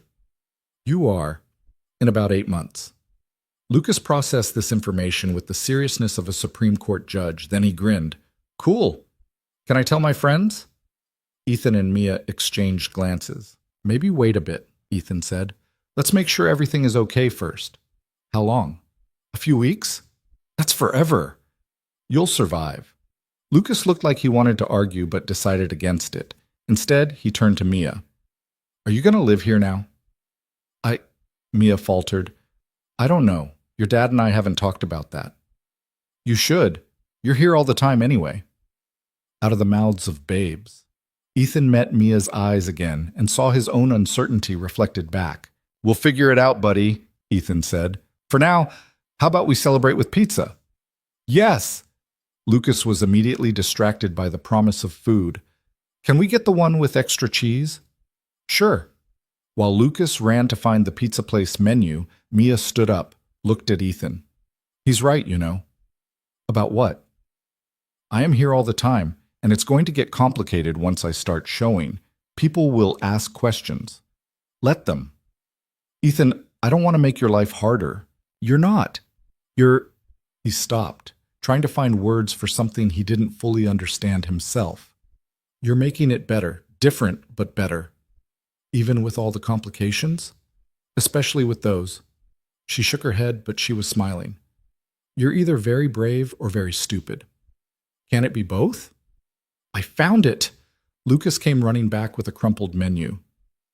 And I want breadsticks, too. Of course you do. They ordered dinner, ate it on the living room floor, while Lucas chattered about school and his friends and whether the baby would like Legos. It felt normal and surreal at the same time. Celebrating the biggest news of their lives with pizza and a 6-year-old's running commentary. After Lucas went to bed, Ethan and Mia ended up on the porch again. It had become their spot, the place where real conversations happened. This is really happening, Mia said. Yeah. I keep waiting to wake up. I know the feeling. She was quiet for a moment, then, what are we, Ethan? There it was, the question they'd been dancing around for weeks. I don't know, he admitted. This started as me helping you, but somewhere along the way it became something else. Something more. Yeah. Does that scare you? Honestly? Yes. Because I don't know how to do this. I don't know how to be what you need while also being what Lucas needs while also running a company, and now there's a baby coming and... He stopped, realized he was spiraling. Sorry. Don't apologize. I'm scared too. Mia pulled her knees up to her chest. I didn't expect to feel this way about you. I thought it would be simple. You'd help me get pregnant and then we'd figure out co-parenting or whatever, but it's not simple anymore. No, it's not. I think I'm falling for you. The words hung in the air between them, honest and terrifying. Ethan looked at her, really looked at her, and saw someone who'd become essential without him quite noticing when it happened. I think I'm falling for you too, he said. Mia let out a shaky breath. What do we do about that? I have no idea. That's not comforting. You keep saying you want honesty. I do, but maybe a little reassurance would be nice too. Ethan moved closer, took her hand. Here's what I know. I like having you here. Lucas likes having you here. And I don't want to go back to how things were before you knocked on my door. Even though it's messy, especially because it's messy, perfect is boring. That got a laugh out of her. This is definitely not boring. So maybe we just keep going, see where this leads? No grand plan? Do you want a grand plan? Mia thought about it. No, I want this. Whatever this is. Okay then. Just like that? Just like that. She leaned her head on his shoulder, and Ethan wrapped an arm around her, pulling her close. They sat there in the darkness. Two broken people who'd somehow found a way to start healing together, with a baby on the way and no idea what they were doing, but willing to figure it out anyway. Ethan? Yeah? I'm really happy. Me too. And he meant it. For the first time in 4 years, sitting on his porch, with Mia tucked against his side, and a future taking shape that he'd never planned for, Ethan felt something like genuine happiness settle into his chest. It was terrifying and wonderful and completely uncertain. But it was real. And that was enough. The weeks that followed brought a strange new rhythm to their lives. Mia had morning sickness, or more accurately, all-day sickness, that left her exhausted and nauseous. Ethan found himself learning about ginger tea and saltine crackers, and which foods she could tolerate at which times of day. He also found himself being more present at home, delegating more at work, rearranging his schedule around her appointments. His executive team noticed, but didn't comment, probably because he'd been slowly shifting toward better work-life balance for months now, anyway. Lucas was excited, but also confused about the timeline. When is the baby coming? He asked every few days. Not for a while, buddy. But when? October, probably. That's forever. 8 months is not forever. It is when you're 6. Fair point. Mia moved more of her things into Ethan's house gradually, without them ever having an explicit conversation about it. A toothbrush appeared in the bathroom, then clothes in the closet, then her favorite coffee mug in the kitchen. By week 8 of the pregnancy, she was essentially living there, going back to her rental only to check mail and keep up appearances for her landlord. I should probably just give up the place, she said one evening. Do you want to? I don't know. It feels like admitting something. Like what? That this is permanent, that I'm not just crashing here temporarily. Ethan looked at her over the top of his laptop. They were both working at the kitchen island, her on freelance data entry, him on quarterly projections. Mia, you're pregnant with my child. I think we're past temporary. I know, but the lease feels different somehow, more official. So make it official. Just like that? Why not? She chewed on her lip, thinking, what if this doesn't work out? Then you find a new place. But planning for failure seems counterproductive. I'm not planning for failure. I'm being realistic. You're catastrophizing. Same thing. Not even close. Mia closed her laptop, gave him her full attention. What do you want, Ethan? Really? I want you to stop second-guessing everything. That's not an answer. Yes, it is. He closed his own laptop, mirrored her position. I want you here. I want to do this together, the pregnancy, the baby, whatever comes after. I want Lucas to have stability and family, and I want to stop feeling like I'm just surviving day to day. And I think we can have that. If you stop looking for reasons it won't work. I'm not. You are. You've been waiting for the other shoe to drop since we started this. Mia was quiet for a long moment. Can you blame me? Everything I've ever loved has been taken away. I'm not taking anything away. Not intentionally, but life happens, Ethan. People leave, people die, things fall apart. They also come together sometimes. Do they? We did. She didn't have an answer for that, just looked at him with those eyes that carried too much loss and not enough trust that good things could last. Give up the lease, Ethan said softly. Move in properly.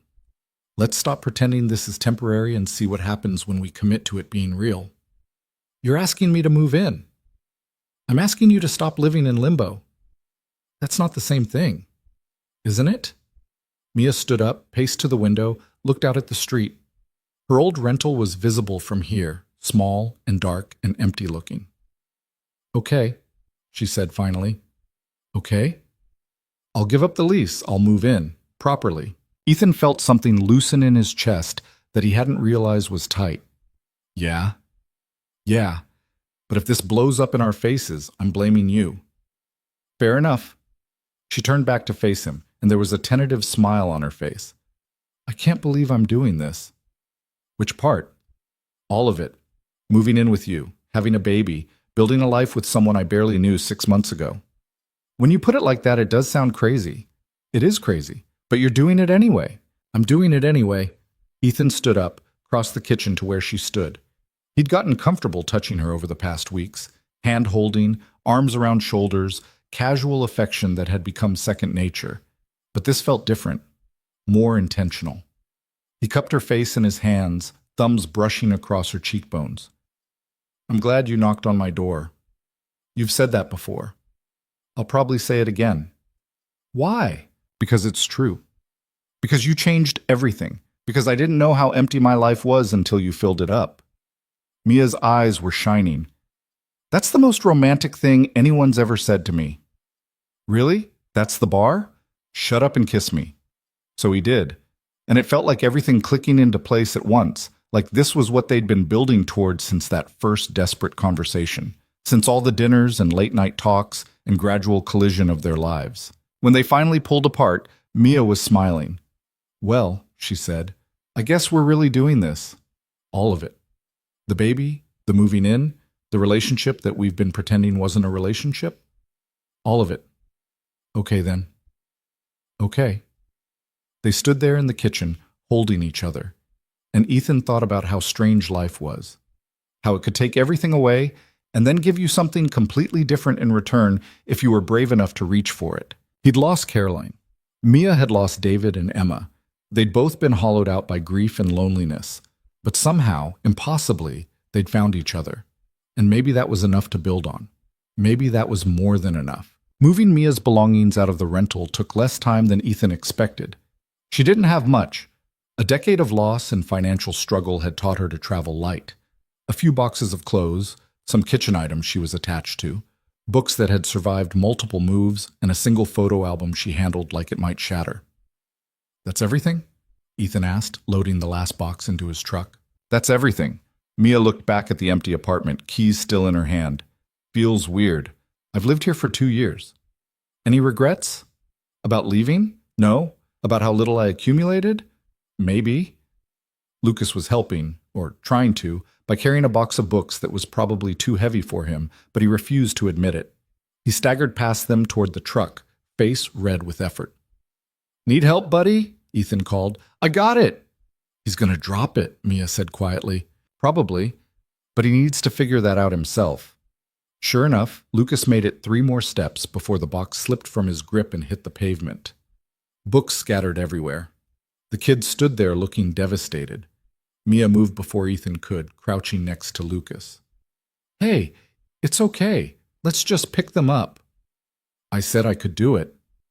And you almost did. That box was heavy. Even your dad would have trouble with it. Really? Lucas looked at Ethan for confirmation. Really? Those are hardcovers. Probably 30 pounds at least. Lucas seemed somewhat mollified by this.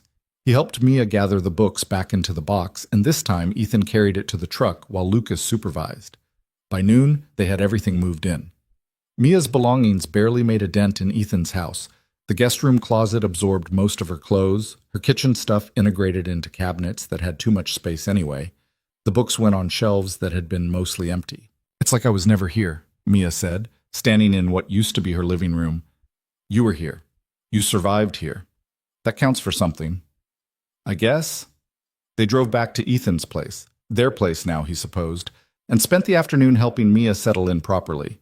Lucas insisted on showing her where everything was, even though she'd been living there for weeks already. And this is the good cereal, he said, pointing to a cabinet. And this is where Dad hides the cookies he thinks I don't know about. Ethan raised an eyebrow. You know about those. Dad, they're in the same spot they've always been. You're not sneaky. Apparently not.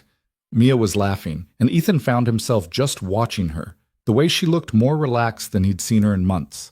How she'd stopped carrying herself like she was ready to bolt at any second. That night after Lucas was asleep, they sat in the living room with the TV on, but neither of them watching it.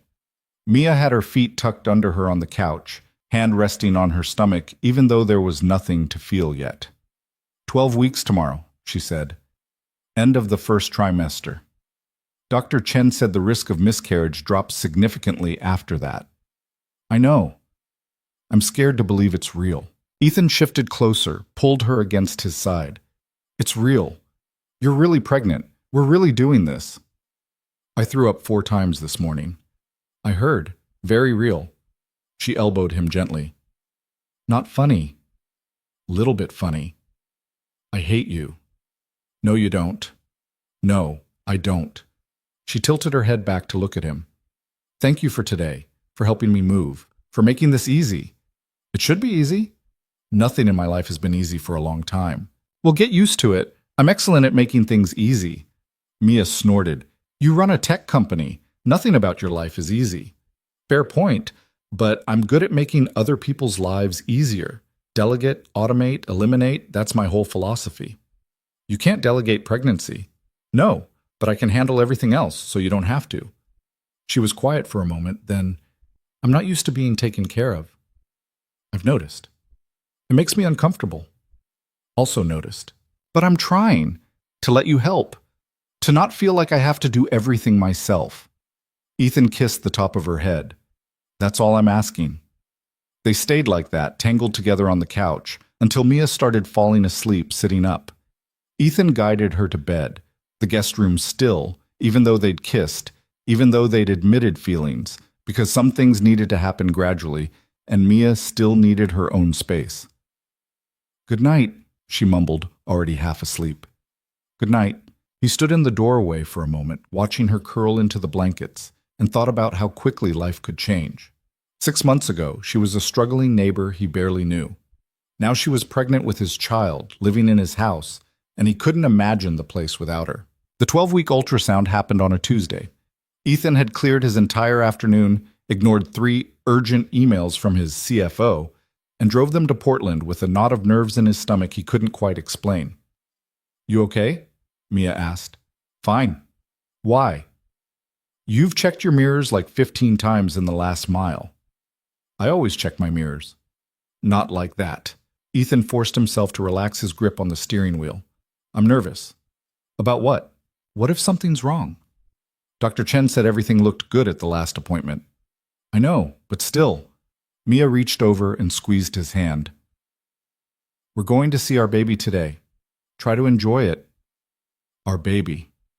The word still sounded surreal. The ultrasound tech was a cheerful woman named Monica, who talked them through everything as she moved the wand across Mia's gel-covered stomach. Ethan stared at the screen, trying to make sense of the black and white images. There's the head, Monica said, pointing, and there's the spine. Good, strong heartbeat. Would you like to hear it? Yes, Mia said immediately. The room filled with a rapid whooshing sound, impossibly fast. Ethan felt something shift in his chest. That was a heartbeat. That was a person. That was real. Everything looks great, Monica continued. Good size for 12 weeks. All the measurements are right on track. Really? Mia's voice was tight with emotion. Really? You've got a healthy baby in there. Tears were streaming down Mia's face, but she was smiling. Ethan found his own eyes getting wet and didn't bother wiping them away. Do you want pictures? Monica asked. Please. She printed out several ultrasound images, tiny gray blobs that somehow meant everything. Ethan stared at them while Mia cleaned the gel off her stomach, memorizing the shape of their child. In the car afterward, Mia held the pictures carefully, like they might disappear. That was real, she said. Yeah. We made that. We did. Ethan, we made a person. He glanced over at her, saw wonder and terror and joy all mixed together on her face. How are you feeling? Overwhelmed, happy, scared, all of it at once. That sounds about right. When do we tell people, like officially? Whenever you want. Mia thought about it. Lucas already knows. We should probably tell your family. And I should call David's sister. We've been out of touch, but she'd want to know. You don't have to tell her. I do. She's the only family I have left, even if we don't talk much. Mia looked down at the ultrasound pictures. She'll probably think I'm crazy. Are you crazy? Definitely.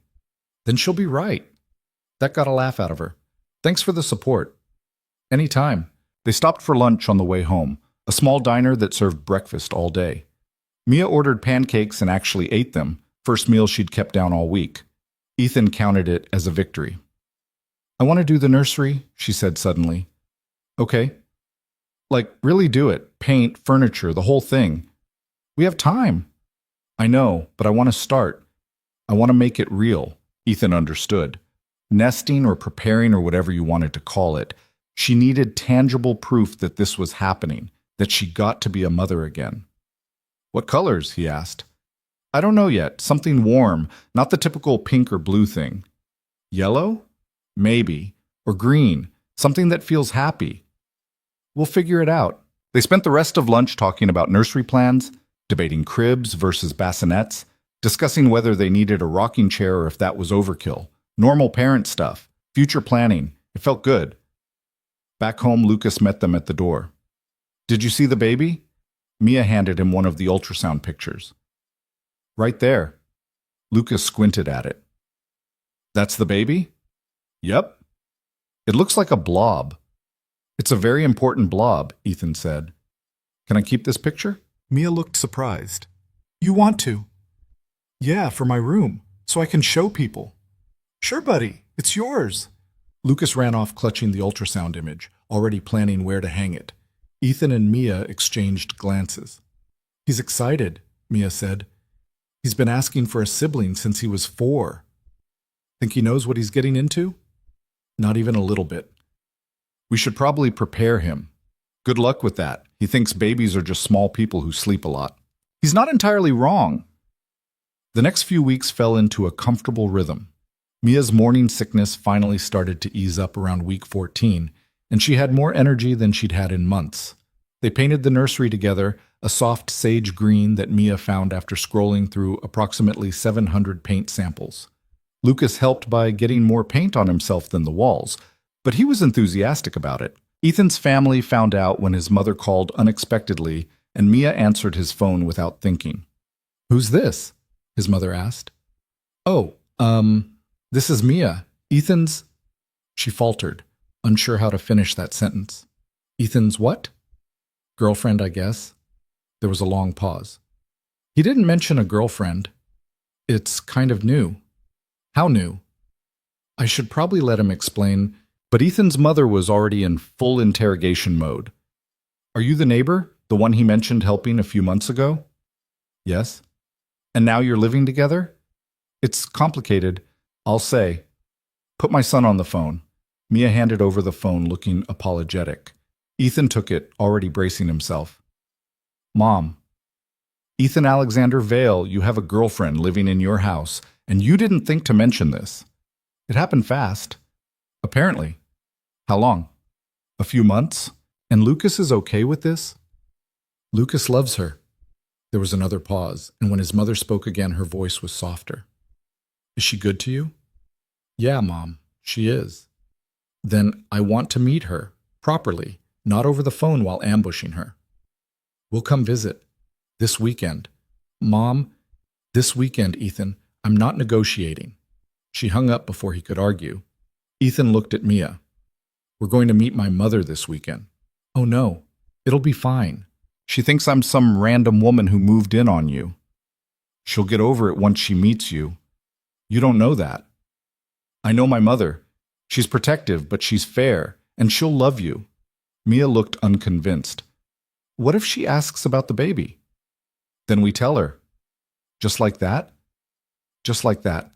Mia, we can't keep this secret forever. People are going to find out. I know, I wanted more time before dealing with judgment. My mother won't judge. Everyone judges.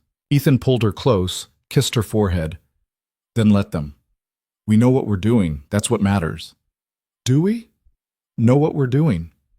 Not even a little bit, but we're doing it anyway.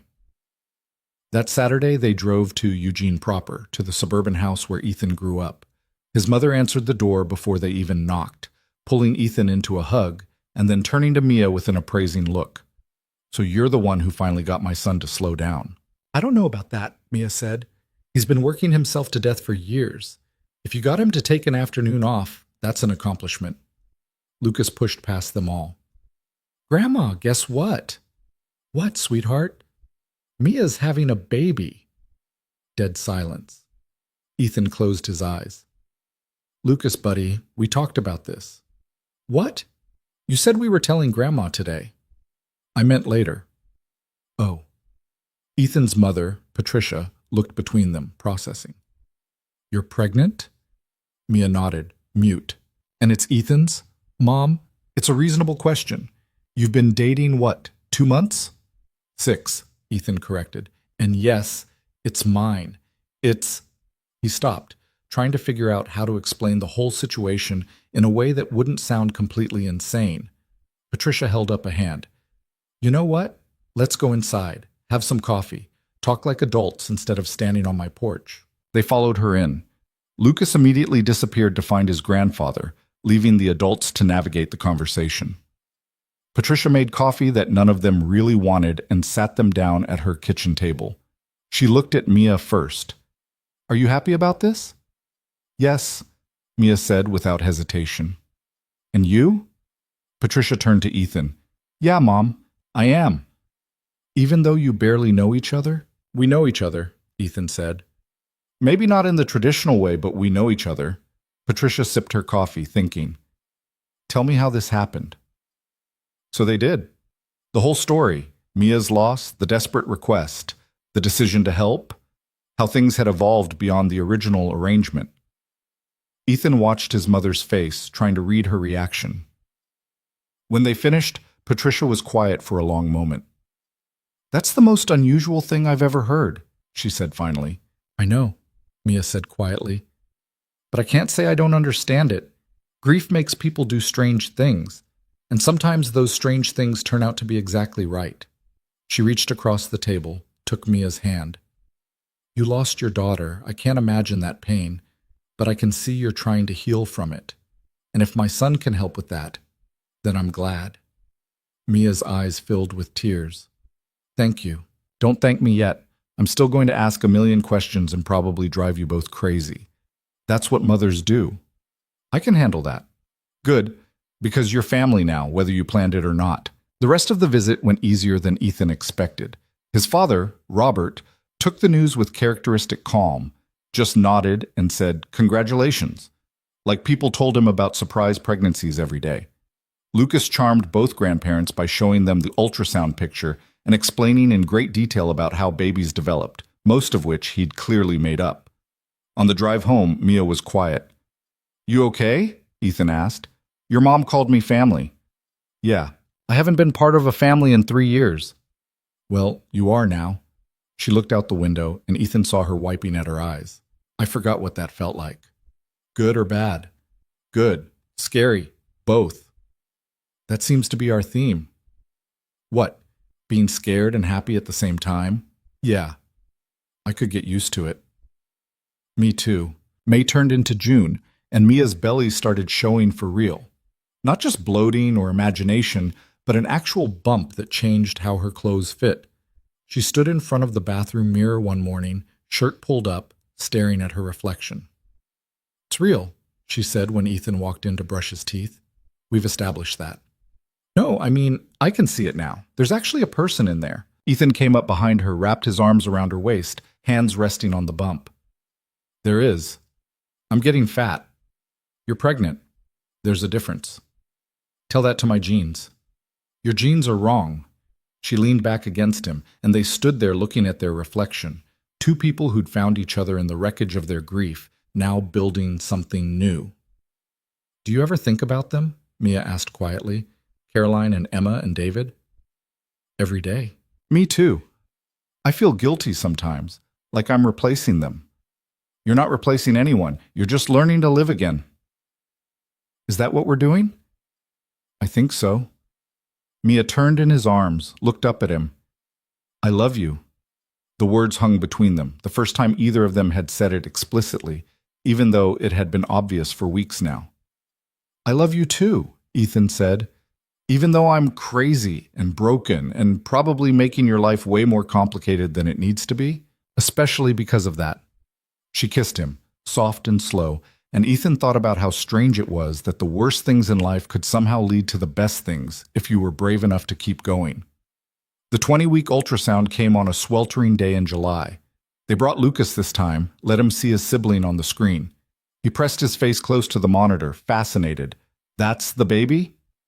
That's your sister, the tech said. It's a girl? Mia's voice cracked. It's a girl. Want to see? She showed them on the screen, pointing out the anatomy that confirmed it. Ethan felt Mia's hand tighten in his. A daughter, she whispered.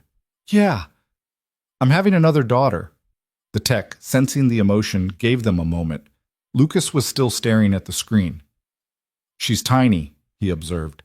She'll get bigger, Ethan said. Can I teach her stuff? When she's older, sure. Like Legos? Definitely Legos. In the car afterward, Mia was crying again. Seemed like half of pregnancy was crying at random things. Ethan had stopped being surprised by it. I didn't think I'd get this, she said. Another daughter. Another chance.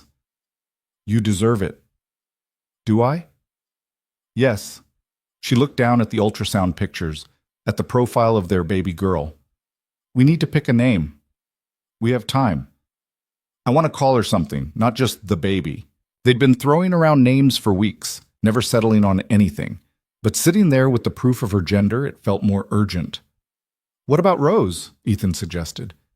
You mentioned it before. Rose Carter Vale, Mia tested it out. That's a lot of name. It's distinguished. It's a mouthful. Rose Vale, then. Simple. Mia considered. I like it. Rose. Yeah, that feels right.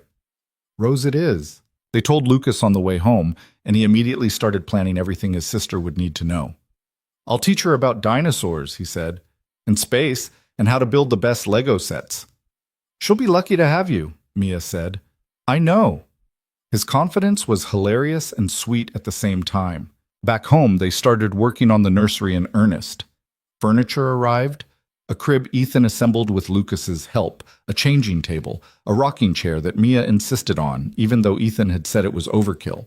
They hung pictures, organized tiny clothes that Mia had started accumulating, set up everything a baby would need. It looks real now, Mia said, standing in the doorway of the completed room. It is real. I know, but seeing it all put together, she stopped, overcome again. Ethan wrapped an arm around her shoulders. She's gonna love it. You think so? I know so. August brought heat waves and swollen ankles, and Mia complaining about everything while simultaneously glowing with happiness. She was 6 months along, moving slower, sleeping more, eating strange combinations of food that made no sense to anyone but her. Pickles and ice cream? Ethan asked, watching her make the combination for the 3rd time that week. Don't judge me. I'm not judging. I'm fascinated. The baby wants what the baby wants. Apparently the baby wants diabetes. She threw a pickle at him. He dodged, laughing. They'd fallen into domesticity so completely that Ethan sometimes forgot there had been a time before Mia. Work continued, board meetings happened, quarterly earnings came and went. But his focus had shifted. Home was where he wanted to be, with Mia and Lucas and the life they were building together. His team noticed. His COO pulled him aside one day during a video call. You're different, she said. Different how? Happier. Less stressed. Whatever you're doing, keep doing it. I'm having a baby. I heard. Congratulations. She's good for you. Yeah, she is. September came, and with it the final stretch. Mia was uncomfortable all the time now, couldn't find a position that didn't hurt, complained about her back and her feet, and how she couldn't see her toes anymore. But she was also excited, energized by how close they were to meeting Rose. They took childbirth classes that made Ethan question everything he thought he knew about the human body. Mia practiced breathing techniques while Ethan tried not to panic about all the things that could go wrong. You're going to be there, right? She asked one night. Where? In the delivery room. When it happens. Of course. Where else would I be? I don't know. Some men can't handle it. Mia, I'm not leaving you. Not for any of this. She relaxed slightly. Okay? Good. Because I'm terrified and I need you there. I'll be there. Every second. Even the gross parts? Especially the gross parts. You say that now. I mean it. And he did. Whatever happened, however hard it got, he was seeing this through. They both were. October arrived with cooling temperatures and leaves turning colors and a sense of anticipation that permeated everything. Mia was due in 2 weeks, right on schedule. They had the hospital bag packed, the car seat installed, everything ready. All they needed now was Rose. The contractions started on a Tuesday night, mild at first. Mia timed them while Ethan tried not to hover. Still 20 minutes apart, she said. Should we call the doctor? Not yet. She said to wait until they're 5 minutes apart or my water breaks. Okay, what do you need? For you to stop pacing. You're making me nervous. Ethan forced himself to sit down. Lucas was already asleep, blissfully unaware that his sister was about to make her entrance. The contractions got closer together. 15 minutes. 10. By midnight, they were at 7 minutes apart, and Mia was gripping the edge of the counter through each one. I think we should go, Ethan said. Not yet. Mia, not yet. But half an hour later, her water broke in a gush that soaked through her pajama pants and made them both freeze. Okay, she said. Now we go. Ethan called his mother to come stay with Lucas, grabbed the hospital bag, helped Mia to the car. She was breathing through contractions that were coming faster now, 4 minutes apart, 3 minutes. You're doing great, he said. I'm not doing anything yet. You're staying calm. That counts. I'm freaking out internally. That also counts. They made it to the hospital in record time, got checked in, got Mia into a gown and hooked up to monitors that showed the baby's heartbeat and the strength of contractions. Everything was moving fast now, the medical team preparing for delivery. How far apart are the contractions? The nurse asked. 2 minutes, Mia gasped. And you're at 8 centimeters. This baby wants out. That was putting it mildly. Within an hour, Mia was at 10 centimeters, the doctor was there, and everything was happening at once. Okay, Mia, the doctor said. Next contraction, I need you to push. Ethan held her hand, let her squeeze hard enough to cut off circulation. She pushed, face red with effort, and he had never felt more useless in his life. You're doing amazing, he said. Shut up. Okay, another contraction, another push. The doctor was encouraging, the nurses were efficient, and Mia was in pain and exhausted and not giving up. I can see the head, the doctor said. One more big push. Mia bore down, making a sound Ethan had never heard from her. And then suddenly there was a baby, wet and screaming and impossibly small. It's a girl, the doctor confirmed, even though they already knew. They placed Rose on Mia's chest, and Ethan watched his girlfriend, the woman he loved, meet her daughter for the second time in her life. Mia was crying, holding this tiny person against her skin, whispering things Ethan couldn't hear. Hi, she said through tears. Hi, baby girl. I'm your mom. Ethan couldn't breathe, couldn't think, just stood there watching the two most important people in his world exist together for the first time. A nurse eventually took Rose to clean her up and check her over while they delivered the placenta and stitched up Mia. Ethan stayed next to her, holding her hand, processing everything that had just happened. We did it, Mia said weakly. You did it. I just stood here. You were here. That's what mattered. They brought Rose back, wrapped in a hospital blanket, wearing a tiny hat, 7 pounds, 3 ounces. Perfectly healthy. Ethan held her for the first time and felt something crack open in his chest. A different kind of love than what he felt for Lucas, but just as powerful. She's perfect, he said. She is. You're perfect. I'm exhausted and gross and perfect, Ethan repeated firmly. Mia smiled, too tired to argue. They stayed in the hospital for 2 days, learning how to care for a newborn, figuring out feeding schedules and diaper changes and all the tiny details that came with a new life. Lucas visited and was alternately fascinated and disappointed that his sister couldn't do anything yet. When does she get fun? He asked. In a few months, Ethan said. That's forever. You'll survive. When they finally brought Rose home, the house felt different, complete somehow. Mia settled into the rocking chair Ethan had insisted they didn't need, nursing Rose while Lucas showed her his Lego collection even though she couldn't see more than a foot away. She needs to know these things, Lucas insisted. Absolutely, Mia agreed, smiling. Ethan stood in the doorway of the nursery watching his family and thought about how impossible this all would have seemed a year ago. How broken they'd both been. How unlikely it was that they'd found each other, let alone built this. But they had. Against all odds, through grief and fear and desperation, they'd created something real and good and whole. Mia looked up at him, caught him watching. "What are you thinking?" she asked. "That I'm happy. Yeah?" "Yeah." "Me too." Rose made a small noise, and they both looked down at her, this tiny person who'd brought them together, who represented hope and healing and second chances. "Thank you," Mia said quietly. "For what?" "For saying yes. For helping me. For loving us." Ethan crossed the room, kissed her forehead, touched Rose's impossibly small hand. "Thank you for knocking on my door." "You keep saying that." "I'll keep saying it as long as it's true." Outside the window, the October sun was setting, painting everything in gold and orange light. Somewhere in the world, people were grieving and struggling and trying to survive their pain. But here, in this room, 3 people who'd lost everything had found something new. And that was enough, more than enough. It was everything. The first week home with Rose was chaos wrapped in exhaustion, wrapped in moments of pure terror that Ethan had somehow forgotten about from when Lucas was a baby.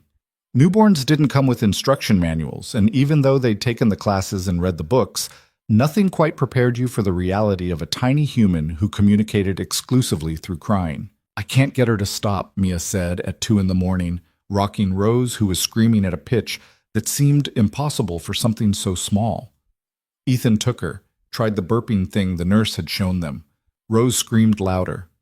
"Maybe she's hungry again?" "I just fed her 20 minutes ago." "Diaper?" "Changed it." "Then what does she want?" "I don't know." Mia's voice cracked with frustration and tears. "I should know. I did this before. Why don't I know?" Ethan shifted Rose to his shoulder, patting her back in what he hoped was a soothing rhythm. "You did this 7 years ago with a different baby. Every kid is different. That's not helpful." "I know. I'm sorry." Rose finally calmed down, making small hiccuping sounds against Ethan's neck. He was afraid to move, afraid to breathe wrong and set her off again. "How did you do that?" Mia asked. "I have no idea." They stood there in the nursery, both exhausted, both terrified they were doing everything wrong, and Ethan thought about how parenting was just educated guessing with higher stakes. Lucas adjusted to having a sister with the chaotic energy of a 6-year-old who thought babies were basically dolls that made noise. He wanted to hold her constantly, show her his toys, explain things to her even though she couldn't understand a word. "And this is my school," he said seriously, holding up a drawing while Mia held Rose. "You'll go there too when you're big. The playground is the best part." "She's 3 days old, buddy," Ethan said. "School is a long way off." "I'm preparing her." "For what?" "Life." Hard to argue with that logic. Mia was struggling more than she'd admit. Ethan would find her crying while nursing Rose at 3 in the morning, or staring at the baby with an expression that looked like grief and joy fighting for dominance. "Talk to me," he said one night after Lucas had gone to bed, and Rose was finally asleep in her bassinet. "I'm fine." "You're crying." "Hormones." "Mia." She wiped at her eyes, looked at him. "I keep thinking about Emma, about how I did everything wrong with her." "You didn't." "I did. I was impatient when she was fussy. I got frustrated when she wouldn't sleep. I took for granted that I'd have years to be better." Her voice broke. "And then I didn't. And now I have Rose, and I'm terrified I'm going to mess this up too." Ethan pulled her close, let her cry against his shoulder. "You're not going to mess this up. You don't know that. I know you're trying. I know you love her. That's more than half the battle. What if it's not enough?" "It is. Trust me." But he could see she didn't quite believe him, could see the weight of her past pressing down on this new beginning. Dr. Chen had warned them about postpartum depression, told them to watch for signs. Ethan watched Mia carefully over the next few weeks, trying to distinguish between normal new parent exhaustion and something deeper. "How are you feeling?" he asked one morning after a particularly rough night. "Tired." "That's not what I meant." Mia looked at him, understanding crossing her face. "I'm okay. I promise. Some days are hard, but I'm okay." "You'd tell me if you weren't?" "Yeah, I would." He wanted to believe her. Mostly he did, but there was still a fragility to her that worried him, a sense that she was holding herself together through sheer force of will. 2 weeks in, Mia's phone rang at dinner. She looked at the screen, went pale. "Who is it?" Ethan asked. "Sarah, David's sister." "You going to answer?" Mia stared at the phone like it might explode. "I told her I was pregnant back in July. She didn't respond. Maybe she's responding now. Or maybe she's calling to tell me what a terrible person I am." "Only one way to find out." Mia answered, stepped out onto the porch. Ethan gave her privacy but watched through the window, saw her body language shift from defensive to something softer. The conversation lasted 20 minutes. When she came back inside, her eyes were red, but she was smiling. "She wants to meet Rose," Mia said. "That's good." She apologized for shutting me out after the accident, for blaming me. "What did you say?" "That I blamed me too, that I understood." And she said it wasn't my fault, that she was wrong, that she wants to be part of our lives if I'll let her. Ethan pulled her into a hug. "That's really good, Mia. I thought I'd lost her too, but maybe—" She stopped, voice thick. "Maybe some things can be repaired." Sarah visited the following weekend, a 40-something woman with David's same eyes and a cautious smile. She brought a handmade blanket for Rose and apologies she'd clearly rehearsed. "I was angry," she said, holding Rose carefully, "after they died. And it was easier to blame you than to accept that sometimes terrible things just happen." "I get it," Mia said quietly. "But it wasn't fair. And I'm sorry." "Thank you." They talked for hours, about David and Emma, about the years Mia had spent alone, about this new life she was building. Sarah held Rose and cried, said the baby had David's nose. "Does that bother you?" she asked Mia. "That she's not his? No. Emma wasn't his biologically either. I was pregnant when we met, but he loved her like she was. Blood doesn't make a family." Sarah looked at Ethan. "You're good to her?" "I try to be." "That's all anyone can do." When she left, Mia stood on the porch, waving until Sarah's car disappeared. Ethan came up behind her, wrapped his arms around her waist. "You okay?" "Better than okay. I got my sister back." "You did." "Things are coming together. Finally." Ethan kissed the sides of her neck. "They are." Rose hit the 1-month mark and promptly developed colic that made the first few weeks look easy by comparison. She screamed for hours every evening, inconsolable no matter what they tried. Mia walked her, bounced her, sang to her. Ethan took shifts when Mia was too exhausted to function. Lucas wore noise-canceling headphones and did homework in his room.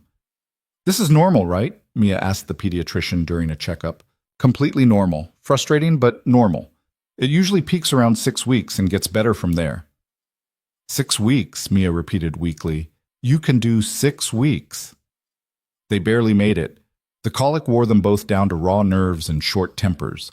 They snapped at each other over stupid things, who'd forgotten to buy more diapers, whose turn it was to do laundry, whether Rose needed a sleep specialist or just time. "I'm sorry," Ethan said after a particularly sharp exchange about nothing important. "I'm sorry too. I'm just so tired." "Me too." They stood in the kitchen, both running on 3 hours of sleep, both frayed at the edges, and Ethan thought about how nobody talked about this part. The books made it seem like love conquered all, but love didn't do laundry or cure colic or make you less exhausted. "We're going to get through this," he said. "Are we?" "We survived worse." "Have we?" "Mia, you survived losing your entire family. I survived losing my wife. We can survive a colicky baby." She laughed, but it was tinged with hysteria. "When you put it like that, perspective." "Perspective," she agreed. True to the pediatrician's word, the colic started improving around 6 weeks. Rose still fussed, but it was manageable fussing instead of hours-long screaming marathons. They could put her down occasionally, could eat dinner with 2 hands, could have conversations that didn't revolve around bodily functions. I forgot what your voice sounded like, Ethan joked one evening. Very funny. I'm serious. We've been in survival mode for so long. And now? Now maybe we can actually enjoy this. Mia looked down at Rose, who was doing tummy time on a blanket and hating every second of it. She's getting big. She is. Lucas was never this fussy. Different baby. Your mom said you were an easy baby, too. Are you calling our daughter difficult? I'm saying she has opinions. Rose chose that moment to spit up all over the blanket. Mia sighed. Strong opinions, Ethan amended. November arrived cold and wet, and with it came the question neither of them had really addressed yet. What are we? Mia asked one night after the kids were asleep. What do you mean? I mean, officially. We live together. We have a baby together. You tell people I'm your girlfriend, but we've never actually talked about what this is. Ethan set down his laptop, gave her his full attention. What do you want it to be? I asked first. I want it to be permanent. I want you here, in this house, in my life. I want to raise Rose together and be a family with Lucas. I want... He paused. I want everything with you. Mia was quiet for a long moment. That's a lot. Too much? No, just a lot. She moved closer on the couch. I want that too. I'm just scared. Of what? That I'll lose it again. That I'll get used to being happy and then everything will fall apart. It might. That's not reassuring. I'm being honest. Life doesn't come with guarantees. Bad things happen to good people. But you can't live in fear of what might go wrong. Can I? You can, but is that really living? Mia looked at him, eyes searching his face. When did you get so wise? I'm not wise. I'm just tired of being scared. Me too. She took his hand. So what do? We keep going. We choose each other every day. We build something real. Just like that? Just like that. She kissed him, soft and slow, and Ethan thought about how strange love was, how it could grow from the strangest circumstances, how it could heal old wounds while creating new vulnerabilities. Christmas came with all the chaos of a 6-year-old who believed in Santa and a 3-month-old who had no idea what was happening. Lucas woke them at 5 a.m, vibrating with excitement. Santa came. He ate the cookies. He drank the milk. That's great, buddy, Ethan mumbled. What time is it? Time for presents. They dragged themselves downstairs, Mia carrying Rose, who was fussing because her schedule was disrupted. Lucas tore through presents with single-minded intensity while Rose stared at the Christmas tree lights like they held the secrets of the universe. Patricia and Robert came over for dinner, along with Sarah, who'd become a regular presence in their lives again. The house was full and loud and messy, nothing like the quiet Christmases Ethan had spent in the years after Caroline died. This is nice, his mother said, helping with dishes while everyone else was in the living room. It is. You're happy? Yeah, Mom, I am. Good. You deserve it. She paused. When are you going to marry her? Ethan nearly dropped the plate he was drying. What? Mia, when are you going to marry her? We haven't talked about that. Why not? It's complicated. Everything's complicated. That's not a reason. Ethan set down the plate, looked at his mother. You think I should ask her? I think you love her. I think she loves you. I think you're already acting like a married couple. The paperwork is just a formality at this point. She might say no. She might, but you won't know unless you ask.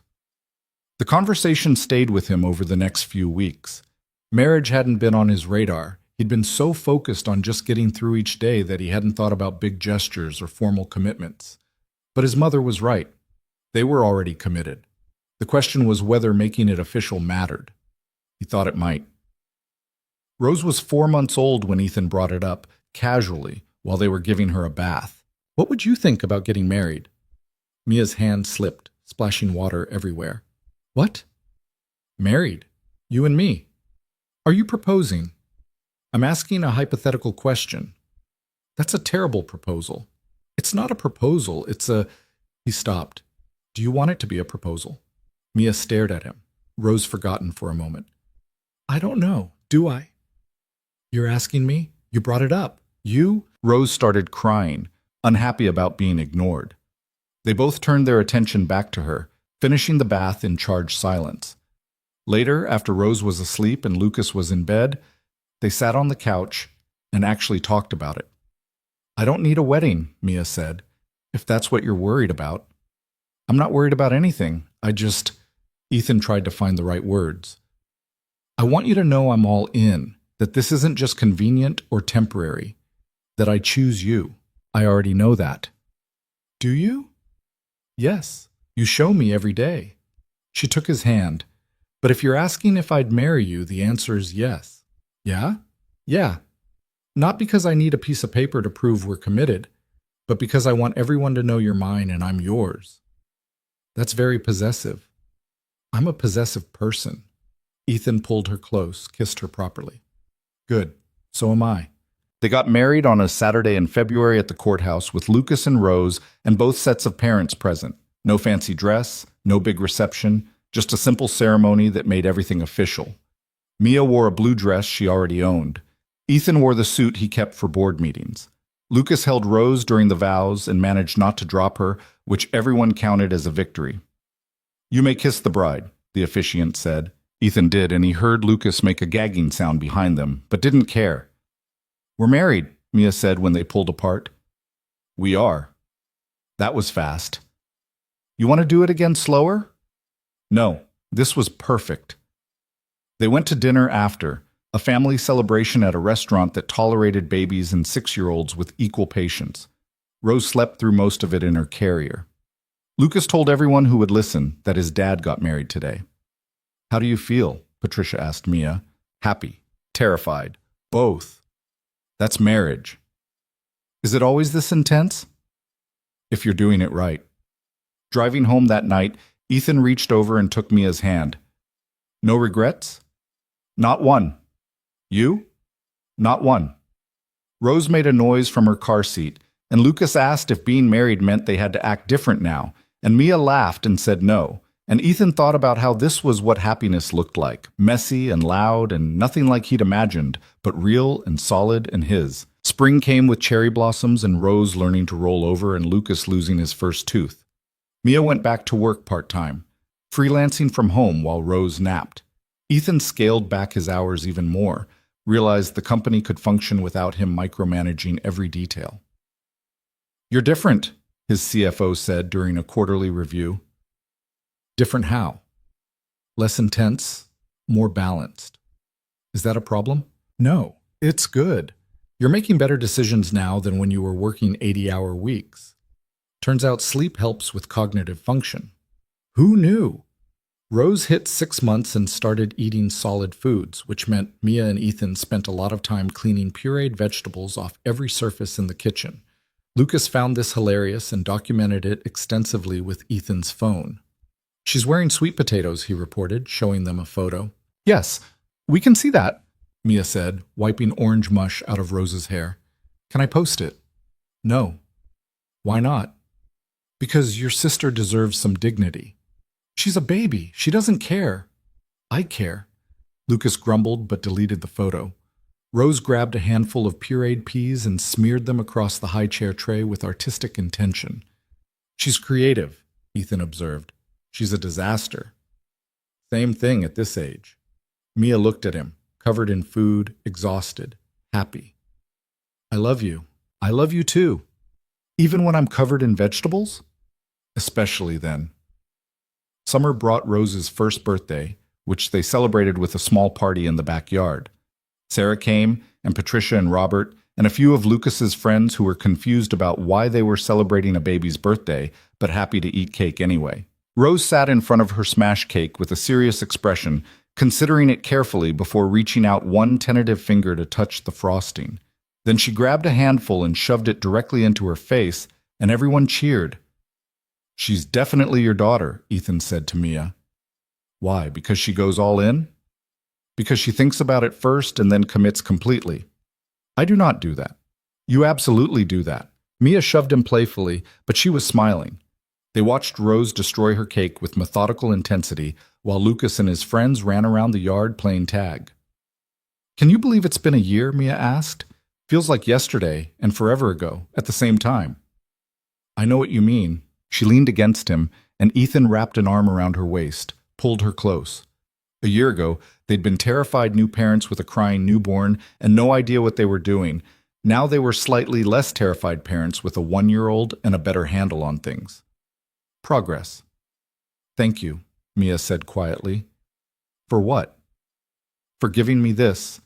For helping me find my way back to being happy. You did that yourself. No, we did it together, and that was true. Neither of them had healed alone. They'd found each other in their brokenness and helped each other put the pieces back together in a new configuration that actually worked. That night, after the party was cleaned up and both kids were asleep, they sat on the porch like they had 100 times before. Do you still think about them? Ethan asked. Emma and David? Every day. Not in the way I used to, with that sharp grief that made it hard to breathe. But they're still there. She looked at him. Do you still think about Caroline? Yeah. Always will. Does it feel like betraying her, being happy with me? Sometimes. But I think she'd be glad I found you, that Lucas has a family, that I'm not just surviving anymore. Emma would like Rose, Mia said. They would have been good sisters. They would have. I used to think I could replace them. That if I just had another child, another family, the hole they left would be filled. But it doesn't work like that. No, it doesn't. Rose doesn't replace Emma. You don't replace David. This life doesn't erase the one I lost. But it's still a good life. It's a great life. Mia took his hand. I'm grateful for it, for you, for all of this. Me too. They sat in comfortable silence. Two people who'd learned that grief and happiness could coexist, that you could honor the past while building a future. That love wasn't about forgetting what you'd lost, but learning to carry it while still moving forward. Lucas started first grade that fall. Came home every day with elaborate stories about his teacher and his friends and the injustice of homework.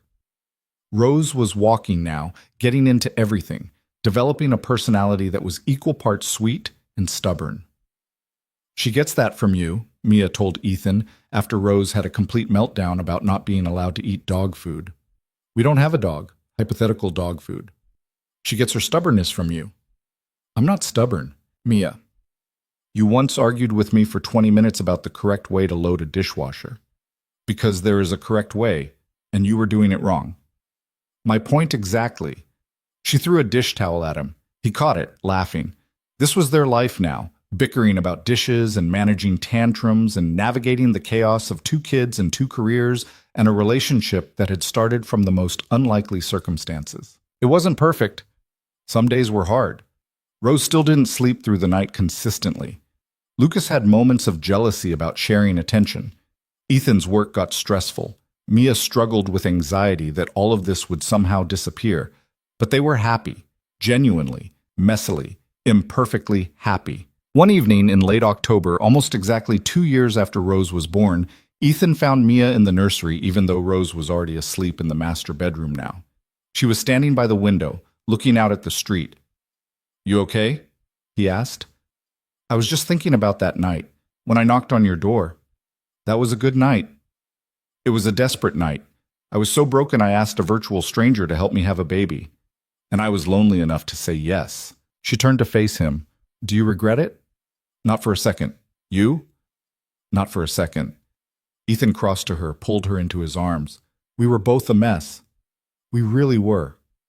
But we figured it out. We did, somehow.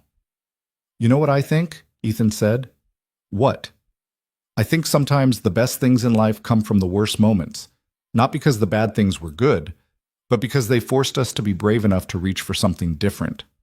That's very philosophical. I have my moments. Mia laughed, rested her head against his chest. I'm glad I was brave enough to knock on your door. I'm glad I was brave enough to answer. They stood there in the empty nursery, holding each other, and Ethan thought about all the ways life could break you, and all the ways you could choose to heal. About how grief didn't have to be the end of the story. About how sometimes asking for help was the bravest thing you could do. About how 2 broken people could build something whole together if they were willing to try. Downstairs, Lucas was watching TV. In their bedroom, Rose was asleep in her crib. Outside, the neighborhood was quiet, the same street where this had all started. But everything was different now. Better. Not perfect. Life was never perfect. but real and solid and theirs. Come on, Mia said, pulling back. Lucas needs to go to bed, and we need to clean up the disaster zone he calls a bedroom. The glamorous life of parents. Wouldn't trade it for anything. Me neither. They went downstairs together, hand in hand, ready to face whatever came next. Because that's what they did now. They faced things together. And that made all the difference. The years would continue to unfold. More birthdays, more milestones, more ordinary days that added up to an extraordinary life. Rose would grow up knowing she was wanted, loved, chosen. Lucas would be the kind of big brother who taught her everything he knew, even the stuff she didn't need to learn.